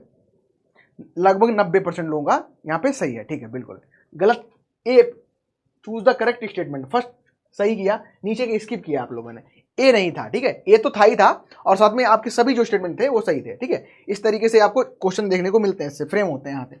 फिर आता है हमारा दूसरा जो स्पीसीज है, ये है टिटकम बल्गेर, ठीक है। जो दूसरा है ये हमारा क्या है, टिटकम बल्गेर। जो टिटकम बल्गेर होता है इसको हम ब्रेड व्हीट के नाम से भी जानते हैं, और इसे जो ब्रेड है ये बनाई जाती है, ठीक है। जो ब्रेड आप लोग खाते हो ये किससे बनती है मोस्टली, तो टिटकम बल्गेर से बनती है। इसमें आपको क्रोमोसोम 42 देखने को मिलेंगे। ये रेनफेड कंडीशन में, यानी कि जो वर्षा आधारित क्षेत्र है वहां पे इसको उगाया जाता है। और जो बल्गेर हमारा व्हीट है, ठीक है, ये मोस्टली उन सॉइल्स में उगाया जाता है जो कि एलुवियल नेचर की हैं। अगर हम लोग बात करें एलुवियल की, यानी कि जलोढ़ मृदाओं की, जलोढ़ मृदाएं वो मृदाएं होती हैं जो कि क्या है, जैसे कि ये कोई रिवर बह रही है, इसके किनारे की जितनी भी मृदाएं होंगी वो कैसी नेचर की होंगी, तो वो जलोढ़ होंगी, ठीक है। जलोढ़ में भी 2 प्रकार की होती है, खादर, एक हमारी होती है भांगर, ठीक है। न्यू एलुवियल और ओल्ड एलुवियल। तो आपको सिर्फ यही जानना है कि जलोढ़ मृदाएं जो हैं यहाँ पे व्हीट का कल्टीवेशन सबसे अच्छा देखने को मिलता है। और व्हीट में भी कौन सा व्हीट, तो वो हमारा कौन सा व्हीट है, तो ये टिटकम बल्गेर है, ठीक है। टिटकम बल्गेर आपको देखने को मिलेगा। चलो फिर आता है तीसरा जो कि है टिटकम ड्यूरम। टिटकम ड्यूरम आपका जो व्हीट है यहाँ पे आपको क्रोमोसोम 28 देखने को मिलेंगे, याद रखना। टिटकम जो ड्यूरम है यहाँ पे क्रोमोसोम 28 देखने को मिलेंगे। टिटकम ड्यूरम बेसिकली इसको माइक्रोनी व्हीट कहते हैं, जो माइक्रोनी बनी होती है वो इसी व्हीट से बनती है। और टिटकम ड्यूरम का मैंने बताया था कि ओरिजिन जो प्लेस है इसको आप लोग याद रखना, जो एब्सिसिनिया रीजन है, ठीक है, या इथोपिया रीजन है, यहाँ पे आपको इसका ओरिजिन प्लेस देखने को मिलता है, ठीक है। इसकी उत्पत्ति कहां से हुई है, तो एब्सिसिनिया रीजन या इथोपिया रीजन से हुई है, ठीक है। सर एस्टिमम को भी ब्रेड व्हीट और बल्गेर को भी ब्रेड व्हीट। ब्रेड, एक तो ब्रेड चपाती को कहते हो, ठीक है। अच्छा तुम्हें कहानी सुनाते हैं तो ज्यादा कोरिलेट करेगा। क्या हुआ, रूस का नाम आप रशिया पढ़ते हो, ठीक है, रूस कहो या रशिया कहो बात एक ही है, कान इधर से पकड़ो चाहे कान उधर से पकड़ो, कान ही पकड़ा जा रहा है। तो रशिया में क्या हुआ, जब अकाल की स्थिति थी तो वहां पे राजा और रानी रथ पे सवार होकर जा रहे थे, मस्त है ना। और चूंकि अकाल था, खाने के लिए लोगों के पास नहीं, तो लोग चिल्ला रहे थे हमें ब्रेड दो, हमें मतलब ब्रेड का मतलब रोटी दो, रोटी दो, रोटी दो। और रानी को ये बात पता नहीं कि रोटी नहीं इनको मिल रही है, मतलब खाने के लिए कुछ नहीं मिल रहा है इनको, ये रानी को नहीं पता था। और रानी राजा जा रहे थे, रोड के पीछे उनका आगे आगे रथ चल रहा है, पीछे पीछे लोग चिल्ला रहे हैं हमें ब्रेड दो, हमें ब्रेड दो, हमें ब्रेड दो, मतलब रोटी हमें दो या कुछ खाने के लिए हमें दो, अकाल पड़ा है। तो रानी को ये जब बात पता नहीं थी तो उन्होंने कहा कि जब आपको ब्रेड नहीं मिल रही है तो आप रोटी खा लो जाके। उन्हें क्या लगा कि ब्रेड की बात कर रहे हैं, इस वाली ब्रेड की बात कर रहे हैं। कौन सी ब्रेड की बात कर रहे हैं, इस वाली ब्रेड की बात कर रहे हैं, ये खानी है, रोटी अच्छी नहीं लग रही उन्हें लगा ये। लेकिन वहां क्या था, अकाल की स्थिति थी, उनको ये जो रोटी फूलने वाली आपकी रोटी थी, ठीक है, यहाँ पे है पिक्चर, ये इस गेहूं से रोटी बनाई जाती, चपाती इसको आप बोलते हो, वो भी नहीं मिल रही थी, तो ये कंडीशन थी। ऐसे भी है, तो सिंपल समझना, जो ब्रेड है, ये आपकी जो ब्रेड्स बनती है वो आपकी टिटिकम बर्गर से देखने को मिलती है, और वहां पे आपको वो चपाती जो आप लोग डेली खाते हो वो देखने को मिलती है, ठीक है, समझ गए। चलो फिर आता है हमारा टिटिकम ड्यूरम। टिटिकम ड्यूरम बताया आपको, मैक्रोनी वीट कहते हैं, ड्यूरम वीट कहते हैं। इथोपिया अबशेषनिया जो रीजन है, इसका यहाँ से ओरिजिन देखने को मिलता है। ये आपका टेट्रापोलाइड होता है। अभी तक कितने कैसे थे, हेक्सापोलाइड, ये टेट्रापोलाइड है, यानी कि 4x = 28 होंगे। और यहाँ पे जीन याद रखना, ये जो जीनोम है, ये आपको ए और बीबी देखने को मिलेगा, ए और बीबी देखने को मिलेगा। इसको हम रेनफेड कंडीशन में, यानी कि वर्षा आधारित जो क्षेत्र है वहां पे इसको हम उगाते हैं, ठीक है। फिर अगला हमारा आता है टिटिकम डाइकोकम। टिटिकम डाइकोकम कैसा है, ये भी हमारा कैसा है, टेट्रापोलाइड देखने को मिलता है। इसको हम इमर वीट कहते हैं, और इमर वीट से याद रखना, ये जो उगाया जाता है तमिलनाडु रीजन हो गया, महाराष्ट्र का रीजन हो गया, कर्नाटक का रीजन हो गया, यहाँ पे इसको उगाया जाता है। इस तरीके के एक पकवान होता है, इसको उपमा कहते हैं, बहुत अच्छा बढ़िया पकवान है, जो हमारी हेल्थ है इसके लिए तो बहुत अच्छा है। तो ये बनाया जाता है, और साथ ही साथ ये इसमें प्रोटीन आपको ज्यादा देखने को मिलती है। जो उपमा है, इमर वीट है, टिटिकम डाइकोकम है, इसमें प्रोटीन आपको अच्छी खासी देखने को मिलती है। साउथ इंडियन डिश है एक उपमा, इसको बनाने में इसका प्रयोग किया जाता है, ठीक है। तो डाइकोकम का प्रयोग यहां से आपको देखने को मिलता है। चलो 2 और बचे हैं, फिर हम आगे करेंगे, इतना कर लेंगे, फिर हम अगले क्लास में डिस्कस करेंगे। 5th नंबर का जो हमारा वीट है, वीट जो कैसा है, टिटिकम स्फोरोकोकम। ये हमारा कैसा है, ये कैसा है, यहाँ पे 2n = 14 देखने को मिलेंगे, 14 देखने को मिलेंगे। ये इंडियन डॉर्फ वीट, जिसको हम क्लब वीट भी कहते हैं, इस तरीके से है। डॉर्फ मतलब छोटे छोटे जो स्पाइकलेट्स हैं आपको देखने को मिल रहे हैं, ये क्या है, छोटे छोटे हैं, इसको क्लब वीट कहते हैं। इस तरीके से फील्ड में आप देखोगे तो इस तरीके से इसका ईयर दिखाई देगा, ठीक है। फिर आता है हमारा 6th नंबर का, इसको हम कहते हैं टिटिकम मोनोकोकम। मोनोकोकम हम क्या है, इसको इनकॉर्न वीट कहते हैं, क्रोमोसोम इसके 14 होते हैं। इनकॉर्न वीट ये देखने को मिल रहा है, इस तरीके से इनकॉर्न वीट होता है। चलो तो आज की क्लास में बस इतना ही डिस्कशन किया जाएगा। और कैसी लगी क्लास, कैसे रहा आज का क्लास, एक बार आप सभी शानदार तरीके से, जानदार तरीके से बता देंगे। और किसी प्रकार का डाउट आज की क्लास से है तो बिल्कुल अभी पूछेंगे, आपके पास समय पर्याप्त है। बताओ इतना समझ आ गया, किसी प्रकार का किसी का कोई क्वेश्चन है तो फटाफट पूछ लो, घर लेके कोई भी डाउट नहीं जाना है। बताओ बताओ फटाफट, क्लियर, सब कुछ क्लियर हो गया सभी का। कल आओगे तो बहुत कुछ मस्त लगी मस्त, super, thank you everyone. Gojo method क्या है, गोजो मेथड है ना, बेसिकली हाइब्रिडाइजेशन का मतलब होता है 2 आपस में इसको मिला के या 2 लोगों को मिला के आपस में संकरण कराना, ठीक है। उससे क्या बनता है, उससे एक नया प्लांट बनता है, और इसमें जो मेथड हम अपनाते हैं, गोजो मेथड अपनाते हैं, ठीक है। चलो क्लियर सर। श्रद्धा, दीपिका, शिवांगी, हाँ शाम को आपके लिए सरप्राइज है, हम लोग कुछ प्लान कर रहे हैं, आपको पहले बता दे रहे हैं, क्योंकि हमारे आप ज़्यादा करीबी हो, आप ज़्यादा जल्दी कनेक्ट हो। हम बेसिकली ला रहे हैं टेलीग्राम में एक ऐसा सेशन, जो कि फर्स्ट ईयर सेकेंड ईयर में स्टूडेंट है, उनके लिए वीकली प्लान बना के हम खुद देंगे, आपको फॉलो करना है, उससे आपकी हैबिट अच्छी होंगी, और साथ ही साथ आप क्या करते हैं, ग्रोथ करेंगे, ठीक है। तो शाम को आ जाना आप लोग, टेलीग्राम लाइव पे हम लोग करेंगे, ठीक है। मेरा वाला चैनल जो है PW राघव परमार के नाम से, ठीक है, वहां पे आ जाना, ठीक है। कोई क्वेश्चन किसी का तो नहीं, फिर मैं पूछ लूं क्वेश्चन आपसे, सर कल क्लास मतलब कल नहीं, अब जब भी आगे होगी तब, ठीक है। सब कुछ क्लियर करके जाना, और जितने भी क्वेश्चन प्रैक्टिस करने हैं, कुछ भी आपके डाउट है, कुछ भी इन द सेंस कुछ भी, ठीक है, वो पढ़ाई से रिलेटेड हो सकता है, करियर से हो सकता है, ठीक है, वो सारी बातें आप कर सकते हो, ठीक है, पूछ सकते हो सारी चीजें, क्लियर, डन करें। थैंक यू, अपना ख्याल रखिए, स्वास्थ्य का ध्यान रखिए, पढ़ाई करते रहिए। कितने बजे सर, शाम में मैं डाल दूंगा टेलीग्राम पे, आप अपडेट हो जाना एक बार, ठीक है। लास्ट ईयर वालों के लिए भी है, अगर आप लास्ट ईयर में हैं, ठीक है, सभी जुट जाना, सभी लेकर देंगे, ओके डन, ठीक है, आपने पूछ लिया सर यही कॉन्फिडेंस चाहिए। देखो पता चलता है ना, जब आपकी चीजें पता होती है तो सामने से खड़ा होता है बच्चा, छोटा बच्चा होता है, उसको तो मारोगे तो रो देगा, है ना, घर पे बताएगा जाके। और यहाँ पे बच्चा कैसे बताएगा अगर उसको सब कुछ पता है, सर पूछिए, नहीं सर पूछिए, अरे पूछिए तो सर, तो सामने वालों को लगता है हाँ ठीक है, समझ आ गया, ठीक है, डन, बहुत अच्छे, कंग्रेचुलेशंस। आप खुद देखो, अप्रिशिएशन तो बनता है, हमेशा खुद को गिफ्ट दिया करो। मान चलो आपने कोई आज संडे को टारगेट बनाया, 4 घंटा पढ़ेंगे, तो 4 घंटा पढ़ के खुद को चॉकलेट खिलाओ, और चॉकलेट भी बढ़िया चॉकलेट खिलाओ ना, डायरी बढ़िया से खरीदो, फिर खुद को खिलाओ चलो खुद को गिफ्ट दिया करो, ऐसे ही आप ट्राई करो, और बहुत जल्दी आप लोग ऑफिसर्स बनेंगे, और फिर हम लोग बहुत सारी चर्चा करेंगे बाद में, ठीक है। चलिए भाई लोग, वो टेलीग्राम ग्रुप का नाम क्या है? टेलीग्राम ग्रुप का नाम है राघव परमार PW, ठीक है। ऑफिशियल में उसमें डाल दूंगा, ऑफिशियल में जुड़े होगे आप सभी तो वहां से कनेक्ट हो जाना, वहां पे मैं लिंक शेयर कर दूंगा एक बार फिर से, ठीक है। 7th वालों के लिए, सबके लिए, आपके लिए तो सबके लिए है, ठीक है। चलो सबके लिए जो भी आएगा सब उसको मिलेगा, ठीक है। कुछ लोगों का आज प्लान बनाएंगे हम लोग, क्या उनको करना है, ठीक है। Thank you everyone, thank you for joining, have a nice day, thank you so much.